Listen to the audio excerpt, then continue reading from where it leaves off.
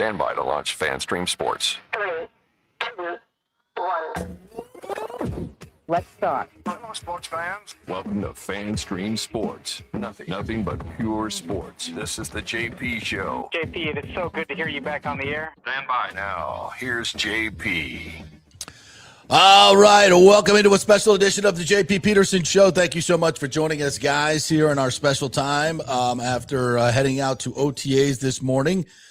Very much worth it. A lot of interesting quotes coming your way from Baker Mayfield and Todd Bowles as we kind of go through the whole roster. So we are going to be heavy sound today, which means you're going to get a lot of interviews from Baker Mayfield. I thought his stuff was really, really compelling today on a lot of different topics. So we'll get to all that. You know, it's all kind of breaking news right now, so you'll get it first right here. And Todd Bowles, I thought, was very interesting, very informational. You know, very informational today, I thought. So we'll get to all that Bucs stuff. We got an incredible story about a possible attack at the UFC event this past weekend that will blow your mind.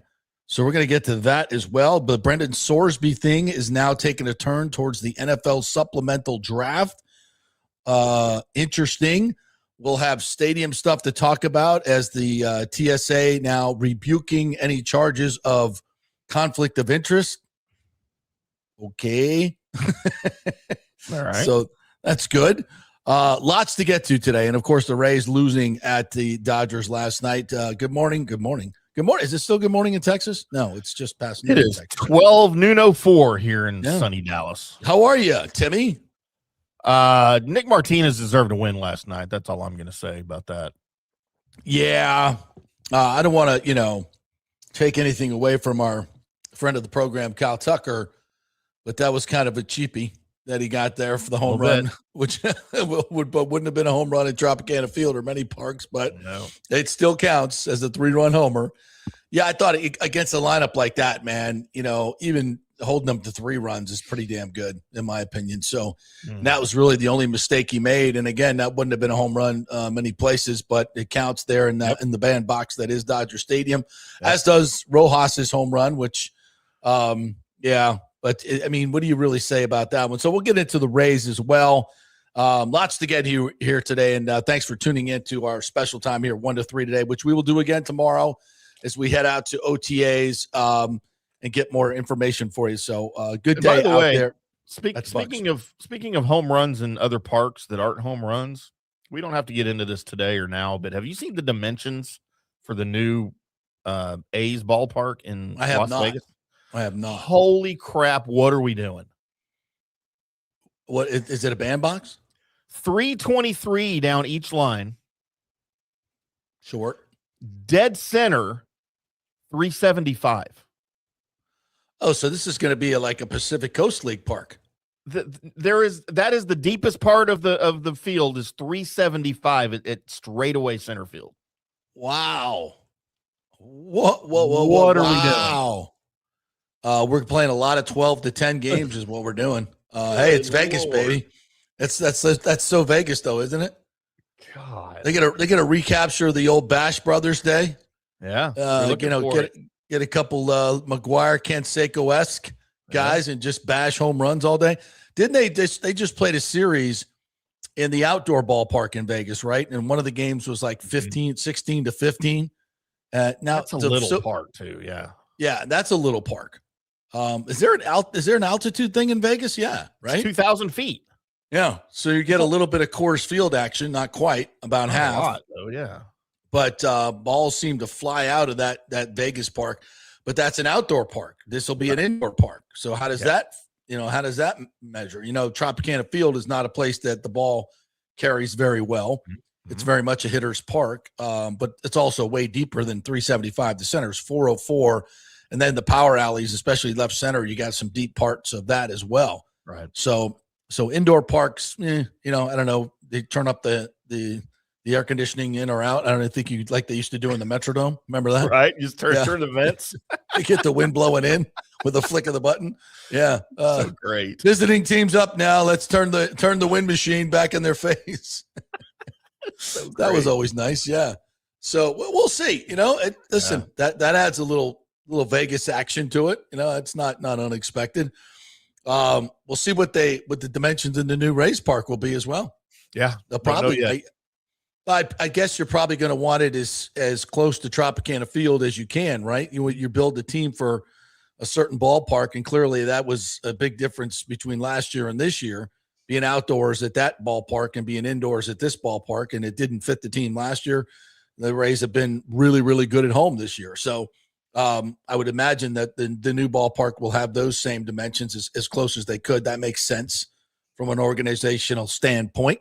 Well, if you've built your roster around the dimensions of your home ballpark, you don't want to switch that up too much. Yeah, you want to keep it the same, keep the carpet the same, keep everything the same. Yeah, I'm for that. And it'll be much brighter with the translucent roof, which we love. So let's just get that done. By the way, we'll hit some of that a little bit later on. Already, we got some people chiming in about the TSA, so we'll hit that a little bit. But I want to jump in on the Buccaneers today as first day of mandatory minicamp. So this is not an organized team activity, Timmy. It is an actual mini camp, whatever the hell. Breaking news. Danny Boy just put it up there too as well. Torts will not be back in Vegas next year, which is weird. Guy comes in and goes, 27 and whatever it was. It was 24-1, I think, to begin the Stanley Cup final. And you just say bye-bye. And evidently that was kind of the understanding when he took the job. Right. But, I mean, wow. When he does that, why wouldn't you want to keep him on? And he says he wants to coach next year. If they would have won the cup, are you still getting rid of him? What are we doing? What are we doing? Okay. All right. Whatever. Yeah, whatever. Not sure I understand that, but who are you going to get that's better? We'll see. So anyway, that was surprising as well. All right, so today watching OTAs, let me just give you a few observations. If you want to queue up some of the videos I sent you, Timmy, of the actual guys playing. I don't know if you had those loaded. We could do that later. But Baker's in a new offense, and we talked a lot about Liam Cohen and Zach Robinson being kind of carbon copies, and they're best of friends. They learned in the same system under McVay. So, that was part of the hiring process. It's going to be very similar to the 2024 offense. And it's not. Well, I shouldn't say that, because what they said was it's much different from last year. So now Grizzard was supposed to kind of have the same terminology and same everything as Liam Cohen, but there were different. But the guy said today, the terminology is completely different. So it is learning a whole new offense. Now, the concepts are very similar to the Liam Cohen offense. And in fact, I asked Baker this today, especially about the run game. And he said, this is kind of a getting back to the run game. He's like, we'll hear this in a second. He's like, nothing against Grizzard. I loved him. But, basically saying that Liam had a much better understanding of the run game. And the question I posed was more about the offensive line, having those guys back. And I'm going to tell you this, Timmy, when you look now at this offensive line and you see, from left to right, Tristan Wirfs, I mean, it just looks in great shape, running around out there like, just having a ball. And you see Bredesen, and you see Barton back at center, and you see Cody Mauch, who just looks so much bigger. And then you see Gedeke. I mean, that is a stout mofo group. Those guys are fucking big. They move well. They're really, really good. I think it's top 3 offensive line in this league. And Baker said it. I think we can't say it enough. Them being healthy, them not being healthy last year was the downfall of the team. Mm-hmm. That would be number 1 right at the top of the list. Them being healthy this year is number 1 at the top of my list for success for this team. And that obviously fits. And it just because it changes everything. You get the running game going. Sets up the passing game. It allows them to be explosive in the moments that they do. The running game going leads to more possession and control of the game, which is less wear and tear on your defense and exposure for your defense. It just makes everything better. And it keeps your quarterback healthy, which was also a problem last year. Baker trying to do too much and playing hurt, which we're going to probably see in a lot of detail in the upcoming Netflix series Quarterback. which begins July 14th. We're looking forward to that. Baker talked a little bit about that today. So, yeah, I mean, that right, when that struck me when I looked out there and I saw all 5 of those guys healthy and doing their thing. Now, of course, the plays today, they can't really block anybody. There's no pads. You don't want anybody falling on the ground. So there's not a whole lot of that going on. And practice is taken away from you when guys fall on the ground. Exactly. And worse did hit the ground and everybody lost their minds. It was kind of crazy. No. It was kind of crazy and funny at the same time. It was like, oh no, somebody hit the ground. Stop the practice. Stop the practice. Somebody apologize. Yeah, there was definitely a little bit of sarcasm in that, I think. But yeah, that's one thing striking. Baker, I don't think, and this isn't nothing. It really is. He's learning a new offense. He's trying things, trying to fit the ball in certain places. He had a couple picks today. And there was another one that Jackson, I think, dropped, the linebacker. He threw right to him. So, I mean, did Baker have a bad day? Yeah, he did. What does it mean? Absolutely nothing. It just means nothing, but we got to talk about something. So, he's when you hear him talk, it's not like I got this offense down or it's more like we're learning. We're learning. It's all day one install of a lot of different stuff. And Bowles talked about Zach Robinson, the new OC, just being a stickler for details. And you can kind of see that out there. He's constantly like, this is wrong. This you got to get this right. Everything has to be perfect. And that's the mark of a good offensive coordinator. You don't want every little detail. If it's not followed, it matters. It matters. And you want coaches that are like that. You want them like that. So I think they're working through that, and it's a work in progress. And every day they're out there is a big day to get that down. So what it tells me is they're, this offense might start a little slow as they learn it, because there's learning it in practice and executing it in practice, and then there's executing it on game day. Totally different deal. So I would think that instead of, are there familiar concepts? Absolutely. But to hear the players talk, it is definitely a lot of new stuff, and it's a learning process, and that is ongoing. So that was another thing I think that's interesting. We got our first look at Al-Qadim Muhammad after being fooled, practicing with the team, huh? Yeah. After being fooled by that stripper Hassan Reddick, and I say that because when we all fell in love with it last year. You said all the right things, did all, it's like, oh, Hassan's going to have a big year. We all, yeah, we all were like, oh. I bought into it.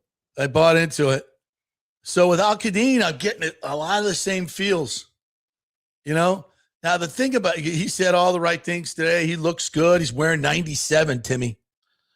Wearing 97, and he's big and long coming off the edge.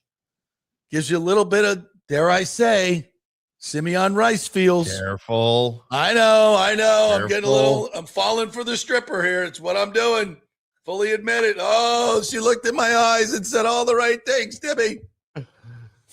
Oh, I'm not falling for it. She's definitely into you. He gave me his number as he walked away. Yeah. Send that to me. So I got to, I got to temper my excitement. He looks good, sounds good, but I'm not falling for it this time. I'm going to wait to see some actual production on the field. Now, to be fair, Al-Qadim Muhammad does not have the rap sheet that Hassan Reddick had. We should have known. He showed himself for what he was. And that was, he wasn't, it is what it is. And so we're not going to say anything great about him, except he said all the right things today. Looks good. We'll see if he's a player. He had 11 sacks last year. That's a big deal.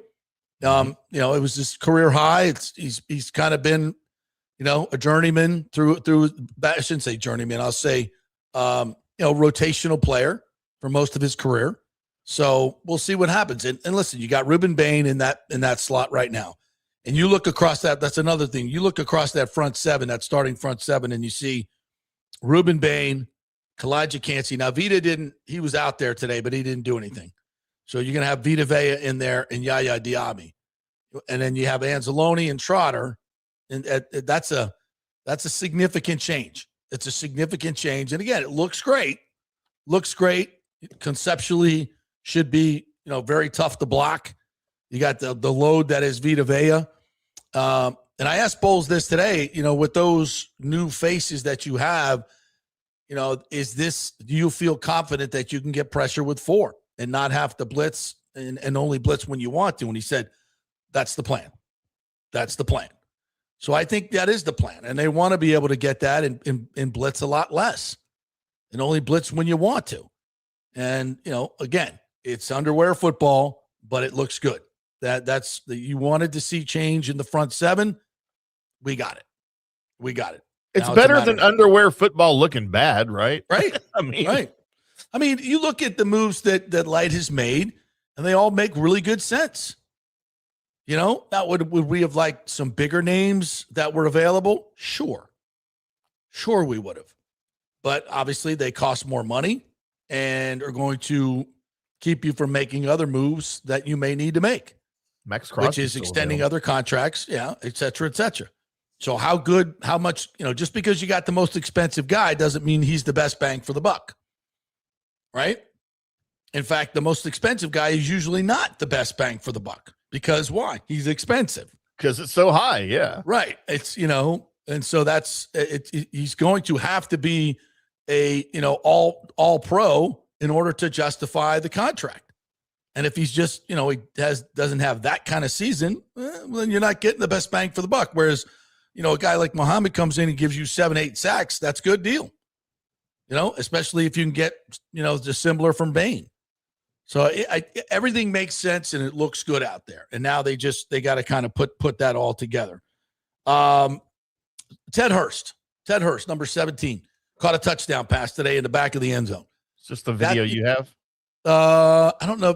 No, because that was during the time we didn't have video. But the receivers drill, you'll see him in there if you want to. Baker to Hurst, yeah, that one will work. I think it's the second throw. So he's number 17. It's coming up right here. Baker, the Baker, yeah, does a little stop route. 17 areas. Big boy. Nice soft hands. Good transition with the ball and go. Obviously, there's nobody guarding him, but I just wanted you to take a look at his body. And he's a big boy.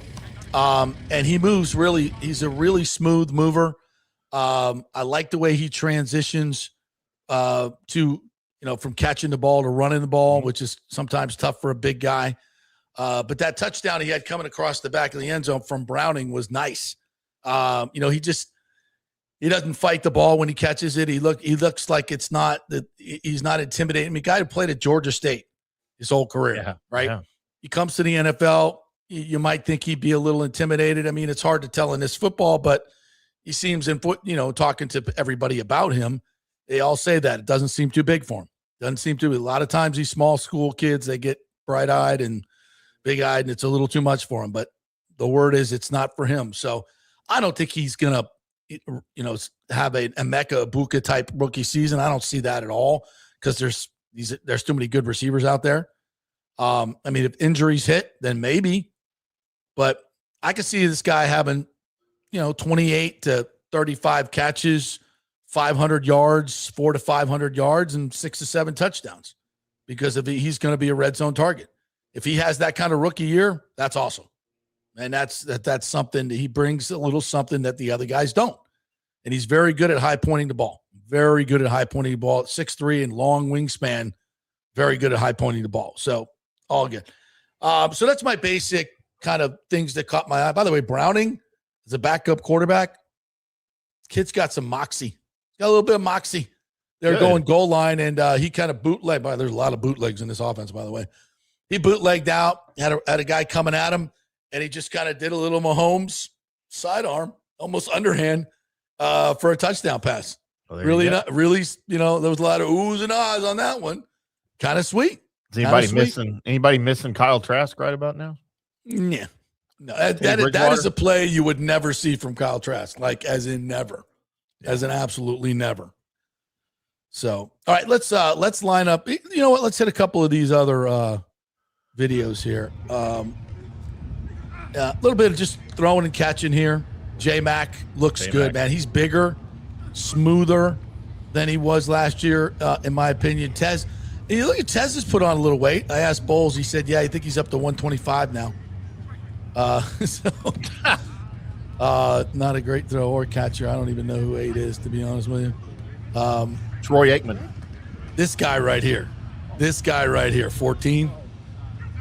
Big year, big year for Godwin. He is looks like vintage Godwin. He's going to get a shit ton of targets. If he's in your fantasy draft, Chris Godwin, he's going to get probably he's going to get 8 to 12 targets a game. You think he's feeling pressure to be the guy this year? No, it's not him. It's not him. He's as strong mentally as any player I've seen. Yeah. But I mean, that still doesn't mean you're not. You don't fear elevated expectations when your number one receiver's gone and it's going to fall on you. No, I don't sense that at all. I'm not saying like he'll crack under the pressure. I'm just saying like. Are you saying like getting safety over the top, stuff like that? Will he be able to handle that? Yeah, he will. Yeah, okay. I don't. He's as good technically a receiver as I've ever seen in terms of route running and catching in traffic and running after it. As good as anybody. I think this is another just a series of throws over the middle. Yeah, they're sitting the tight ends. Payne Durham had a touchdown today in goal line. Number one. Right after Baker threw a horrible interception to Antoine Winfield Jr. over the middle. Like, threw it right to him. He never saw him. That was not good in goal line. That's Bauer. Bauer had a touchdown today. He seems to make plays every OTA. That's the kid, the 7th rounder from LSU. Not big, not fast, but kind of makes plays, kind of tight end, which is kind of in the Devin Culp, Right. So I'm not expecting great things from Bauer, but, he's serviceable, not bad for a 7th round pick. All right, let's see. K-Dog's going to make the team this year? I think he might. He talked today, but I didn't stick around for him. You didn't need to give me any ammunition? I didn't. Cade's not a great interview. He's not gonna, no. He's gonna throw you out a few cliches. There's not. Is he a better interview than he is a tight end? Maybe. No, he's a much better tight end than he is interview, which speaks to both skills, I think, in that realm. All right, let's get to what time we at here. Let's get to some Baker maybe. Or let's start with Todd Bowles.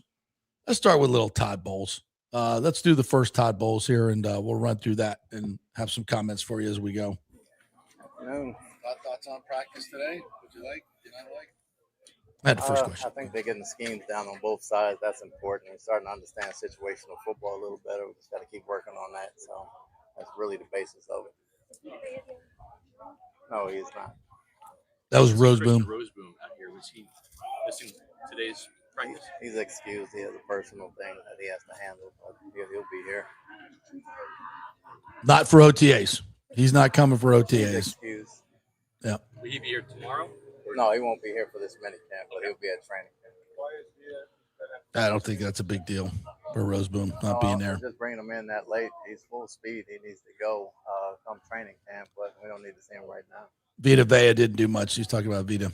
The goal line work there. Did you get more from the Winfield interception or the 3 touchdowns? I don't get anything from it. It's hard to do goal line when you're not hitting people and you're not covering people like that. So it's just about executing the mechanics for us. How has Josh Hayes looked as a cornerback? I know he's been a special teams ace for you, but how's his development been on defense? He's got the skill set, just got to be more consistent in the small things, and he's working on that this year, but he's made great strides this spring. Seems like every practice hour start does something, play here and there. Just your thoughts on how he's coming along. He's working, like the rest of the tight ends, he's working. He looks like a good athlete out there. Power question. Get the pads on, we get a better feel. A bunch of corners and tight ends out today. None of the guys that are held out right now have anything to carry over. So, on Anzalone not being there. No, he was there. Well, who's excused? Roseboom. Roseboom. I'm sorry. The other white linebacker. The other white. I know you get them confused. Guy. They all look alike. Yeah, the other new guy. Yeah. So him not being there, and I'm not trying to make something out of nothing. What on earth would would you have to have personally to miss your OTAs with your new? And we said the same thing about Reddick last year. Mandatory. And I'm not comparing him to Reddick, right? And these are Right. mandatory, but short of like the death of a family member or the birth of a child, We don't know. what we don't on know. He earth said it's is personal. happening? Well, he said it's personal, so it's got to be something serious. So I don't want to Court talk the date? guy about it. Yeah, listen. It's Christian Roseboom. He's I a know. rotational special teams player. I mean, I don't mean to minimize what's going on with him personally because I have no idea. Right. So it's not a thing. No, and I know it's not. I'm just in my football brain. Given the circumstances, I'm trying to figure out, and I'm not saying it's bad or it's going to affect his play or anything. I'm not saying any of that. I'm just saying, like, what personal matter could a professional football player have that would cause, and the team's obviously okay with it, or at least Well, I don't know if maybe they're they didn't okay have a with it. It choice. just is what it is. You Right.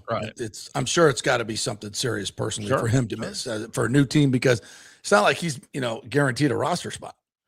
No, he's not losing at reps to guys that are going to take his job. So it's probably extremely, something. I hate to say it, but I bet it's something bad. It's got to be something bad, and I'm we'll feel for him. We might know down the road. You never know. Yeah. All right, let's do a little Baker. Let's do Baker's first one, and then we'll hit the break. I gotta find Baker Mayfield speaking today. Not a whole lot of contract questions, which at this point, what's he really going to say about it? But I thought the other stuff was really good. Here's Bake. Yeah, it's different. It'll be different without Mike, and that's teams would have to double cover him or bring a safety over the top. I'm just talking about Mike Evans. So it'll be different, but that also, I think, based on personnel and moving guys, our receivers are all somewhat similar skill sets. Some guys do a little bit different things better than others, but we'll be able to kind of dictate based on personnel and those guys, moving them around and really seeing what defenses are, how they're going to try and cover us, attack us. And so it's a great luxury to have. But yeah, we expect all those guys. I mean, I think Chris looks really, really good right now. Just training with him the whole offseason, and J-Mac as well. Just these guys have busted their tails. And so Chris looks like he's back into his pure form. J-Mac's healthy. He looks great at this point. Last year, unfortunately, got hurt, and then obviously Emeka taking those steps from year one to year two. And Tez obviously showed flashes last year, and then Ted Hurst and Cade, Payne, Bauer, Coe, Dev. I mean, we got some weapons, and so it's a luxury to have. But for me, it's going through my reads, not trying to force it, because with the system that we have and the guys we have, somebody should be open. The last time we talked to you actually talked about the fact that you and the team were pretty far apart on contract negotiations. This is a question about the contract negotiations, pretty far apart on it. How is that, affecting him or the way he handles his business? Who asked this? This is Jenna. Okay. Jenna Laney, No, ESPN. pretty much the same, but for me, like I told you guys, it's not going to affect how I approach this. Things will happen when they should, but for now, I'm worried about getting better each day, finishing mini camp and this off-season program the right way, and going into training camp. So, yeah, just handle it one day at a time. Has there been any indication to you about during these negotiations about? The question is, do they want him to play differently Started to every protect single game himself? last year for 3 years, so I don't know if that should ever be a question. Baker, you've gone to war with Alex Anzalone in New Orleans, and Is that the end of that one? Yeah. So, the contract questions, he's kind of answered already. But then the fact that, what he said, and then, our interview with Jason Light, I think shed a little bit of light on it as well. Of course, we were quoted at Pro Football Talk, right, Jimmy? Yeah. Right? Yeah, That's good. Big time program that we are. We are big time. So, but I think what Light said was interesting. He's like, he said, well, Baker can say what he wants to say, and he's going to say that. So I think that probably put it in a little bit of a different light. I mean, you see that these two are far apart, and more than anything, it's the fact that he has to play this year without any guarantees of future earnings. Yeah. And that's a mofo. And he's going to have to make that decision because, listen, the Bucs are probably going to offer him, I would think, at least $140 million guaranteed dollars. That would be a low ball, It's not honestly. enough. Yeah. It's not enough, but it's also 140. You're going to play for 40 this year, 41. And if you want to sign before training camp and guarantee yourself $140, $150 million, You can do that. You can do that, but that would be considered, I would think, a low ball offer. But it's also money in the bank. Mm-hmm. It's also money in the bank. It's not nothing. It's not nothing. It's definitely not nothing. It's definitely not nothing. But it's not 250 guaranteed. Do you think he would get 250 guaranteed on the open market? If he had a great year, he'll get 200 for sure. I think he'll get 200 for sure. I think he'll get approaching 200 guaranteed. Yeah. What was I forget what the guaranteed money was in the Mahomes deal, which is not obviously comparable Baker and Mahomes, but it's a measuring stick. It sets the market. So I didn't see what he got guaranteed. I mean, who was the last one? I mean, the Purdy contract would probably be the last one that's most apples to apples. You know? Yeah, Mahomes has $504.75 million. What's the guarantee on that? That says guaranteed mechanisms. Wow. Whatever the hell that He's got means. 500 guaranteed. Okay. Can reach up to 522 in guarantees with incentives and escalators. Well, those aren't guarantees though. Well, that's weird. I don't know. Yeah, I don't know. They're wording it weird. Yeah. But I would think the Bucs would at least offer 140. I think he could probably get 200 or 190 guaranteed. Listen, his market value is 54 annually. Right. That's his market value. That's what Spotrac and most people would say his market value is 54. Purdy got $100 million fully guaranteed at signing, and $182 million in total guaranteed money for injury.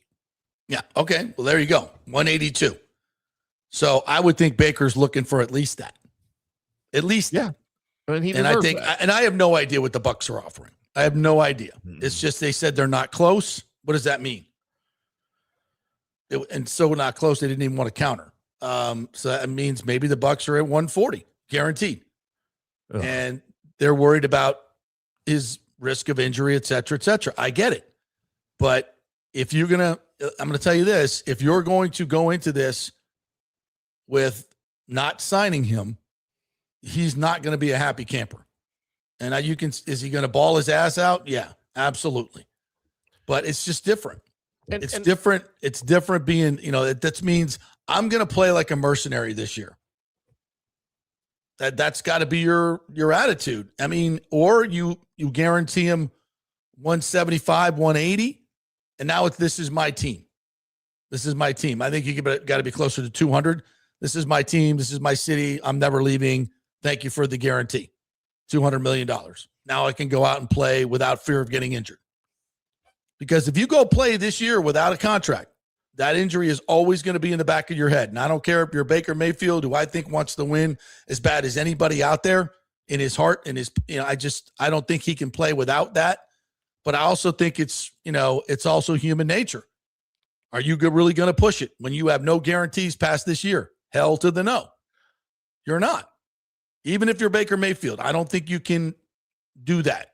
Subconsciously, you can't. That's the point I was about to make is, Jenna Lane asked him if the team was asking him to sort of play it safe this year. If I'm Baker Mayfield, I'm playing it safe this year for my own benefit. Like, I don't need to be told because I'm protecting my body. It's my investment. Well, and that's my point. Once you don't have a contract, the whole dynamic changes. Yep. The whole dynamic changes because this is just business now. This is just business. You don't love me enough to put the ring on my finger. That's the way he's looking at it. God, I've right? heard that so much. And you don't love me that much. Otherwise, you'd have given me the market rate for guaranteed money. Put a ring on it. You say you love me. The owners say they love me, and Jason Light says they love me. They want me here forever. Okay. Show me. Show me how bad you want it. Put that ring on the finger, and it better not be a fake diamond. Better be a golden diamond source, real diamond. Golden diamond source, yeah. That's right. We don't sell fake diamonds here. Better be the real thing, golden diamond source. And so, where are we at? I really want this to get done before the season because then you could have all in Baker, and that's what you need. That's you the fun Baker to watch too. Yeah. And I think you sign him for. I would offer him 5 years at 50 million average, and I'll guarantee you close to 200. And I know it sounds crazy. I know it sounds crazy, but that's the going rate for a guy who's second in the league in the last 2 years in touchdown passes and yards. That's the going rate. Don't tell me about wins and losses. Don't tell me about all that. I've seen enough to know this guy can win games in the clutch. So you're saying The losses are not on him. You're saying 5 years at 50 with 200 guaranteed. Is that what you just said? Yeah. Okay, so you don't have an out until year 5, really, with him. Basically, yeah. In that deal, yeah. Okay. Yeah. All right. You know what? That's the going rate. It's the going rate. And it's actually, when you look at some of the other contracts, that's less than Purdy's making. Yeah. That's less than Purdy's making. Give me Baker over Purdy any day. Any day. Any day. I love Brock Purdy, but come on. Same. Nathan says, for Baker, go 4 years, 240, 180 guaranteed, ends up being a 3-year contract for the Bucs. Yeah. I think we're pretty close on that. I think you're right there, Nathan. Yeah. There's Baker. And if I'm Baker, if I'm Baker, I take that. If I'm Baker Mayfield, I take that. You're going to gamble. So what you're gambling is I got 40 guaranteed this year. That's all I got guaranteed. I get a catastrophic injury, that $180 million evaporates. But I can sign right now and I got $180 million in my pocket. What, if I play it out, maybe I get 230. Maybe if I have a great year, I get 230 guaranteed. Would you take $180 million in your pocket? And even though you might be able to get 230, give me the 180 all day long. Come on now. That's you and I saying that. And I get it. That might be the logical thing to do. I don't know that it's the Baker thing to do. That's not the agent thing to do. But you got to take that. Nathan says $60 million per year will be a bargain in 2 years, and as quarterbacks will be getting near 70. That's right. Yeah. Patrick Mahomes will not be the highest paid quarterback for long. Not until Joe Burrow gets to the track next. Good Lord. I don't know when his deal's up. Yeah. The most overpaid quarterback in the league. I disagree. Sorry, that's Caleb Williams. No, it's Dak Prescott. Definitely think he'll get between 52 to 55, says today be fit. Yeah. Disagree. I think, again, I think that's right where the honey hole is there. 180, 190 guaranteed, 5 years, 250 right there, or 4 years, and it's a 3-year contract. Yeah, if I'm the Bucs, I would offer that. I think that's a good deal for them. I think it's a good deal for Baker. I think that's a good right there where Nathan Stout said about 240, 4 years, 180 guaranteed. Yep. I think that's good. I think it's good. All right, let's take a break. We'll come back on the other side. We're going to hear more from Bowles, more from Baker. We're going to get into the Rays. We got some interesting information on that UFC attack that was thwarted. Really interesting stuff there. Brandon Sorsby, the TSA shenanigans going on. We'll get into that vis-a-vis the Rays Stadium. We're brought to you by the great folks at Genesis of Tampa. I got the GV70. That's the car everybody's talking about. It is a midsize SUV, and it is fab. Absolutely incredible. The technology, the comfort in that thing, the performance. When you need it to get up and go, it will get up and go. Got all the technology, all the beeps and bells and whistles, everything you need. Check it out, the GV70 at the Genesis of Tampa. You got great lease deals going on right now. They also have great trade-ins. They're trying to make deals. They're newer in this market, and they want to make deals and build up that customer base because they know once you drive these cars, you'll be back time and time again. GenesisofTampa.com is the website. Tell them JP sent you. Back in 3. Pitch Roofing believes giving back is part of doing business the right way. That's why they proudly offer exclusive discounts to those who gave the most to our communities, including veterans, first responders, seniors, and teachers. And for listeners of the JP Peterson Show, there's even more good news. Pitch Roofing is now offering a special discount just for fans of the show. With so many roofing companies coming and going in Florida, it's important to choose a contractor you can count on long after the job is done, especially when it comes to honoring your warranty. Pitch Roofing is built for the long haul with a reputation for quality, transparency, and standing behind their work. Whether it's a repair or a full replacement, their team delivers honest guidance, quality workmanship, and no high-pressure sales.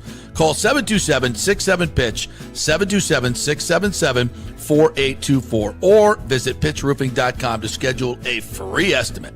Pitch Roofing, roofing done right. Big thanks to Italiano Insurance, the great folks over there. They will soon be part of Gallagher Insurance. A little name change, but same great folks, same great customer service you've known for over 65 years. They do all the work. You save all the money. ItalianoInsurance.com at 813-877-7799. Hey, guys, you already know that Riveters is the best sports bar in all of Tampa Bay, but now it gets even better for Rays baseball season. During all Rays games, check this out, $6 Tito's, $6 Jack, $6 margaritas, all during Rays games. Are you kidding me? And that's always a great pour from the great bartenders at Riveters. Great service, great food, everything is fresh, nothing is frozen. And let me tell you, if you want baseball and wings, you will not find any better than Riveters. Their sauces, like the blue cheese and the ranch and everything, is handmade, and the wings are big and they're perfect. Wings, baseball, Rays, Riveters. It all comes together during baseball season. Once again, in addition to all the great food and service, you get $6 Tito's, $6 Jacks, $6 margaritas. It's time to celebrate. Baseball season is back, and celebrate at Riveters. You know where it is, right there on Dale Mabry, just north of 275, just south of the stadium. See you there at Riveters. Hey, the Golden Diamond Source wants to be your family jeweler, so don't wait any longer to find that one-of-a-kind perfect engagement ring for that special someone in your life. At the Golden Diamond Source, they can design anything you want personally. The Golden Diamond Source can help you trade in your old broken jewelry and use it towards a new purchase as well. And with gold prices at record high, now is the best time to do it. They only sell natural diamonds at the Golden Diamond Source, so if it's a real love, it should be a real natural diamond. Don't start your relationship with a fake diamond. Bad idea. And with the Golden Diamond Source first-time buyer program, you can learn all about the 4 C's in all the different shapes and styles. And they are able to show you a huge selection of inventory to choose from. And don't forget, 0% financing for up to 5 years. If you finance $5,000, it's only $83 a month. Make sure it's a Golden Diamond Source diamond, 3800 Almerton Road, always online at goldendiamond.com. It's a love you give only at Golden Diamond Source. Hey, JP here for Genesis of Tampa and the Murphy Auto Group. I think the best way to experience a business is to use that business. And I just did at Genesis of Tampa. Just bought a GV70, a 2023, and it feels and drives all new. It's an absolutely fantastic car. The technology, the comfort, and the price, absolutely outstanding. Frankly, I never thought I could get into a car like this, but they made me a deal I could not refuse. And I also get the VIP service where you can just drive right up, their pit stop service. They'll top off all the fluids, make sure your air in your tires is good, new wipers if you want them. If you need extended service, they will come to you, bring you a courtesy car, and then bring your car back. What more do you want? The experience was just VIP all the way. And you can get that at Genesis of Tampa. And don't forget, you can get an extended warranty, which I did. So I have worry-free miles up to 100,000, and all they do is just take it in. Actually, I don't have to take it in. They come to me. It's perfect. It's Genesis of Tampa right there, 801 East Bears Avenue, right off of 275. Go see them and tell them JP sent you. Let's go. Right now, back to the show on FanStream Sports. All right, welcome back to the JP Peterson Show here as we roll on. Our thanks to the great folks at Pitch Roofing. Roofing done right. You heard the jingles. And here's with the storms now gathering in the Gulf, right? We're getting ready for hurricane season. Here's the deal. Call the good folks at Pitch Roofing. They're going to go over to your house free of charge, check out, inspect your entire roof, let you know if there's any damage up there. They'll also let you know how much life you got left on your roof, right? It's like, it should be 6 years, whatever. So this is what you should start thinking about in terms of what the cost will be if it's a hurricane. If a hurricane comes through, This is how we do things. Get on the preferred client list. So when everybody's trying to find somebody to come, when these things happen, it could take years to get a roofing company, a good one, to come do your roof. You don't want the old blue tarp up that long. So make sure you get that preferred client list going with the great folks at pitchroofing.com. Give them a call over there. I've been over to their office over in St. Pete. Really, really good guys. Love working with them. So pitchroofing.com. They're the folks. Give them a call. Get that free estimate. Tell them JP sent you. Hey, Timmy, I was reading in the break here about this plot to attack the UFC. Yeah, I haven't heard any of this. Yeah, boss, this is crazy. How close did they come?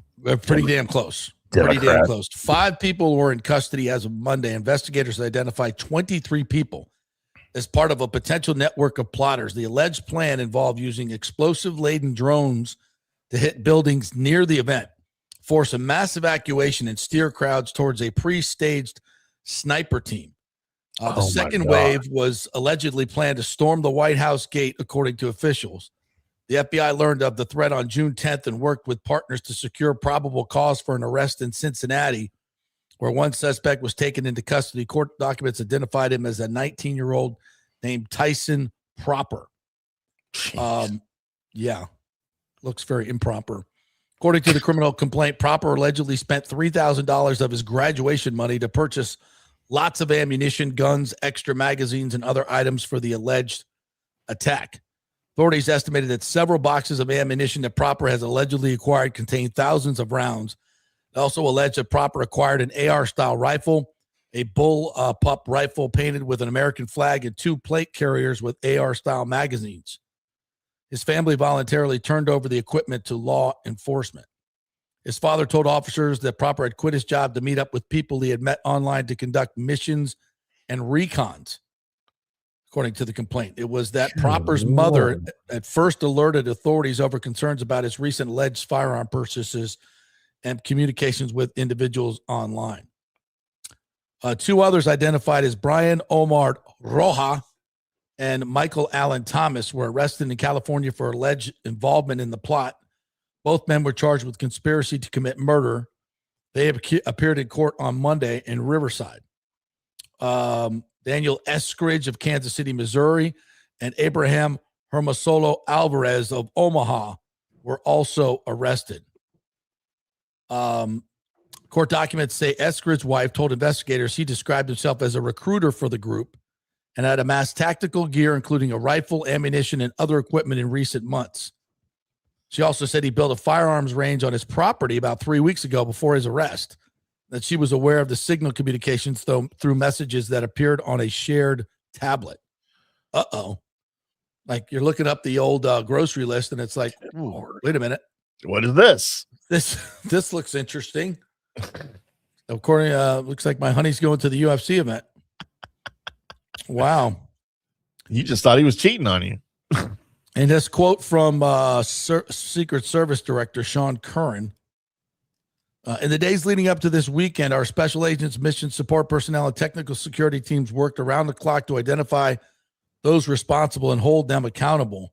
Equally important to our protective mission is ensuring accountability through the justice system. To that end, our formal comments regarding the specifics of this case will be made through court filings. So they didn't give a lot of information. Yeah. Investigators later uncovered signal chats in which multiple people allegedly discussed attacking the UFC event. An initial review of one suspect's iPhone identified at least 23 signal users discussing pre-operational activity. Wow. Jeez. Some of those involved in the attack planned to travel to Fredericksburg, Virginia on June 12th and 13th. One suspect allegedly told investigators the goal was to target capitalist elites, billionaires, or politicians who received donations from the American Israel Public Affairs Committee. Whoa. What is wrong with people? A lot.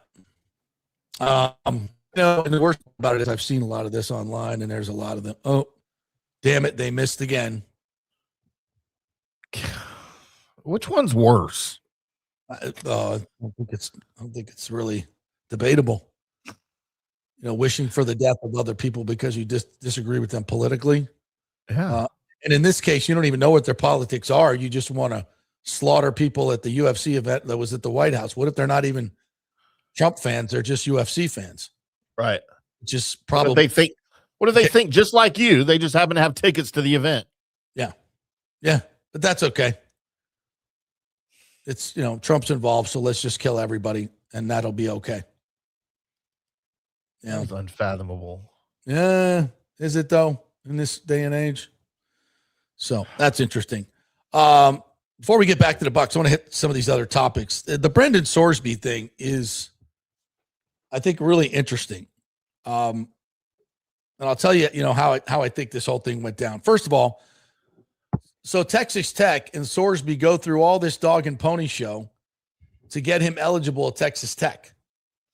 They, somehow get the judge to move over to Lubbock to rule on the injunction. Mm-hmm. It gets an injunction that trial was not going to happen until February.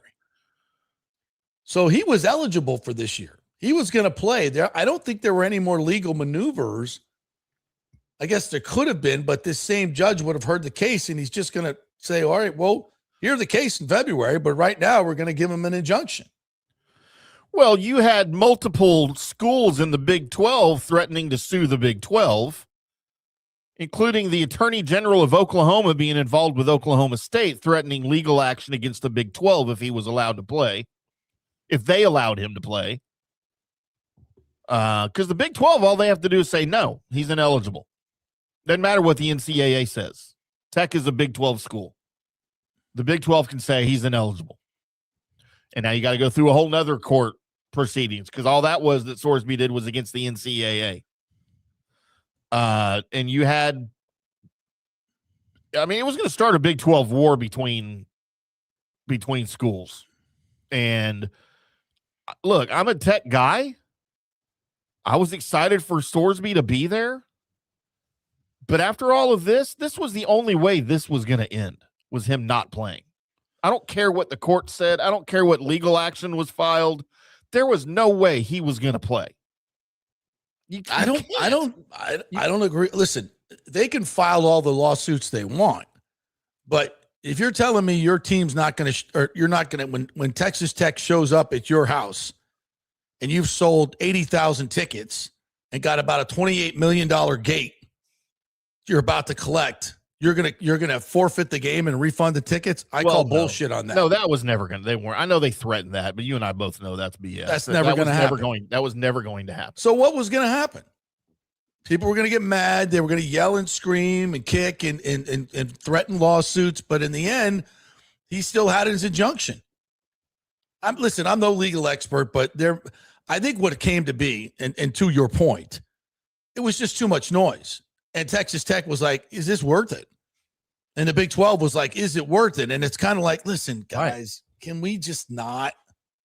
Like, we don't want to, we can go to court and pay all the lawyers. It's like me and my ex-wife. Or can we just settle this out of court and get him the hell out of here? And we can, and we'll do something else at quarter. I don't know what you could probably tell me what their options are at quarterback, in terms of how this hurts them on the field. I mean, clearly the guy can play. Sure. 6'3", 235. What at Cincinnati? I'm trying to look at some of his numbers now. This was in 23. Transfer. He was a semifinalist for the Davey O'Brien Award after the 25 season. So, he was highly sought after. And by the way, they said he's going to be able to keep his money. I think he got a $5 million NIL deal. He got $5 million from Texas Tech said we're not going to try to get it back. So that tells me they were like, okay. And I'm sure the conference said, listen, we'll make it right to you. This is too big of a black eye for college football, for the Big 12. Let's just get rid of them. And so let's figure out a deal like, okay, if you can keep your money if you go apply for the NFL, and then it's their headache. That's what happened, right? Yeah. And look, how this affects Tech this season, obviously, is a huge blow. They gambled their entire season on Brendan Sorsby, as along with Sam Levitt, the top two quarterbacks in the transfer portal. Levitt, of course, went to LSU, but that was only after Sorsby chose Tech because Lane Kiffin wanted Sorsby. And once Sorsby went to Tech, Sam Levitt went to LSU. Behind Sorsby, the number one guy now will be, and you can't go back into the transfer portal now and find a guy. That period is over. Well, or you could just go get a guy, go get somebody else like Miami did, and who's already signed a deal. Seriously, at what point? At what point they could just go? They could just go buy somebody else off somebody else's roster because obviously these contracts don't mean shit. But if you're looking at the current roster, you're not hopeless. You've still got Will Hammond, who's the sophomore, who was Baron Morton's backup, played very, very well while in the 4 or 5 games Morton was hurt last year. And Will Hammond tore his own ACL though in October. So he's still recovering from that. He's not going to be ready until probably October. Mm-hmm. So what do you do in the meantime? They've got Lloyd Jones, who's a redshirt freshman. He's 6'4", 215. He played a little bit last year, but none of these guys are Brendan Sorsby caliber. Now, the last 2 years, Sorsby, last 2 years at Cincinnati, he was 5-7 in 2024, but completed 64% of his passes, 2,800 yards, 136.4 rating, 18 touchdowns, 7 interceptions. Last year, he did even better. 7-5, 61.6%, 2,800 yards again, 8.3 yard average, not bad, and rating of 155, 27 touchdowns, 5 interceptions. Kid can play. And he's big. He's got a big arm. So next question is supplemental draft. Mm-hmm. So the way the supplemental draft works is every team says, okay, I'll give up our second round pick. And then you got your draft order, right? Then somebody says, oh, maybe I'll give up. It's all, it's a secret ballot. Yeah. So it's like, I'll give a third. Maybe the Bucs will say, I'll give you a fifth. And so if it comes around and nobody else is taking him, then you get him. And that's your 5th round pick, 4th, 3rd, 2nd. My guess is somebody uses a late second round pick. What do you think? Yeah. And my top 3 teams too, that I've got, that probably would show the most, and this is just guessing. This isn't things I've heard. This is just me looking at the landscape of the NFL quarterbacks. I would guess the Jets, the Browns, and the Cardinals all have interest in Brendan Sorsby, among other teams. But those are probably your top 3 teams that would give up the most in order to draft him in the supplemental draft. Is he NFL ready? I don't think so. I don't think he's coming in, certainly not like a Cam Ward or somebody, he's not that. Where if he had another season, if he repeated at Tech what he did at Cincinnati last year, is he going to get drafted to the NFL? Well, yeah, absolutely he's getting drafted. Where would he get drafted though? Like, is he a day 2 or a day 3 guy normally? And if so, where does that fall in the supplemental draft? Is the team going to give up a second rounder? Like, I don't know. I think somebody will. Know. I think somebody will. Somebody will give up I don't think he's ready to start. I don't think he's ready to start in the NFL right now. Yeah, and if you're giving up and teams already have their pecking order of quarterbacks anyway. Sure. So, but you also have teams that don't necessarily like their pecking orders. Right. Arizona, exactly. Oh, exactly. Well, let's just take the Bucs for example. I mean, Baker. Listen, things are in flux. And without Baker having a contract, what is your future at quarterback? And if you have the year you think you're going to have, and you win the NFC South 10-7, you go into the playoff, you win a playoff game, and you could be picking 20th, 25th. Even though it's a great quarterback draft, right? And he was going to be part of it clearly. So if you're the Bucs, are you looking at this? Now, here's the thing: if you're the NFL, you want this guy in your league? I know. Listen, and you said this earlier before the show. Well, how could the NFL not? They're all about gambling. Well, I get that. So now gambling has never been more prevalent on NFL games than it is right now. Or accepted, yeah. Accepted is fine, but all the more reason that you should be worried about a guy like this. A starting quarterback who is an admitted gambling addict. Yeah. Addict means I can't control myself. Mm-hmm. Are you, as the NFL, you want to just welcome this guy into your league? Hey, I'm a gambling addict. I can't control myself. I want to be a starting quarterback in your league. Huh? Wait a minute. I mean, and if you just let him in without, suspension, without penalty, without anything, and I'm not even sure you could do it because it happened before, but if some guy, in his off season murders somebody and he's eligible for the draft, I don't think, he wasn't playing in the NFL when he did it. Well, I don't think that's really the issue here. Right. Of course the Patriots did that anyway. Yeah, they did. Yeah, they did. Absolutely. Knowing full well he had shot people and tried to kill them. Well, and here's part of that too, is I feel like the NFL, whether it's true or not, thinks that they probably have a better support system for their players with things like this. Whether what's true or not. The gambling? No. Whether they actually have a better support system for guys like okay. this. All right. Okay, guys. Yeah, so they're going to say, and they think that they do. I don't know if I kind of feel like they probably do. It's the NFL, and teams have dealt with everything at this point. So, an NFL team that takes him probably feels like they can control this a little bit better. They can, and college teams could have done this too. Tech could have done this. Cincinnati might have tried to do it. By the way, where's all these wins that are supposed to be vacated by the Bearcats? How are they not being punished for this? How is Indiana not being punished for this from 3 years ago?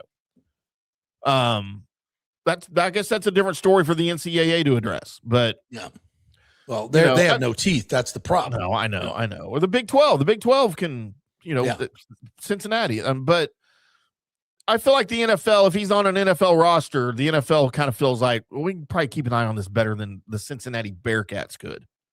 By the way, is vacating wins like the weakest ass punishment in history? Like, who the fuck cares? Who cares? Wins from who now, cares? Last year. Yeah. Like, oh, whatever. Do I get my money back if I lost a bet? That's all I need to know. And you know what? Take away scholarships. Who cares? Nobody uses scholarships anymore. Everything's done through the portal. Who are you punishing? And for what? Did Indiana know he was gambling on his team? You got to prove that to me. Did the backup center have anything to do with this at Cincinnati last year? No. And he's going to be punished for it. I get it. I don't get how that's going to help anything. Somehow you got to figure out how to punish the program in general, though. And I don't know how you do that. If they knew about it. If they knew about it. They admitted they knew about it. Who? Indiana?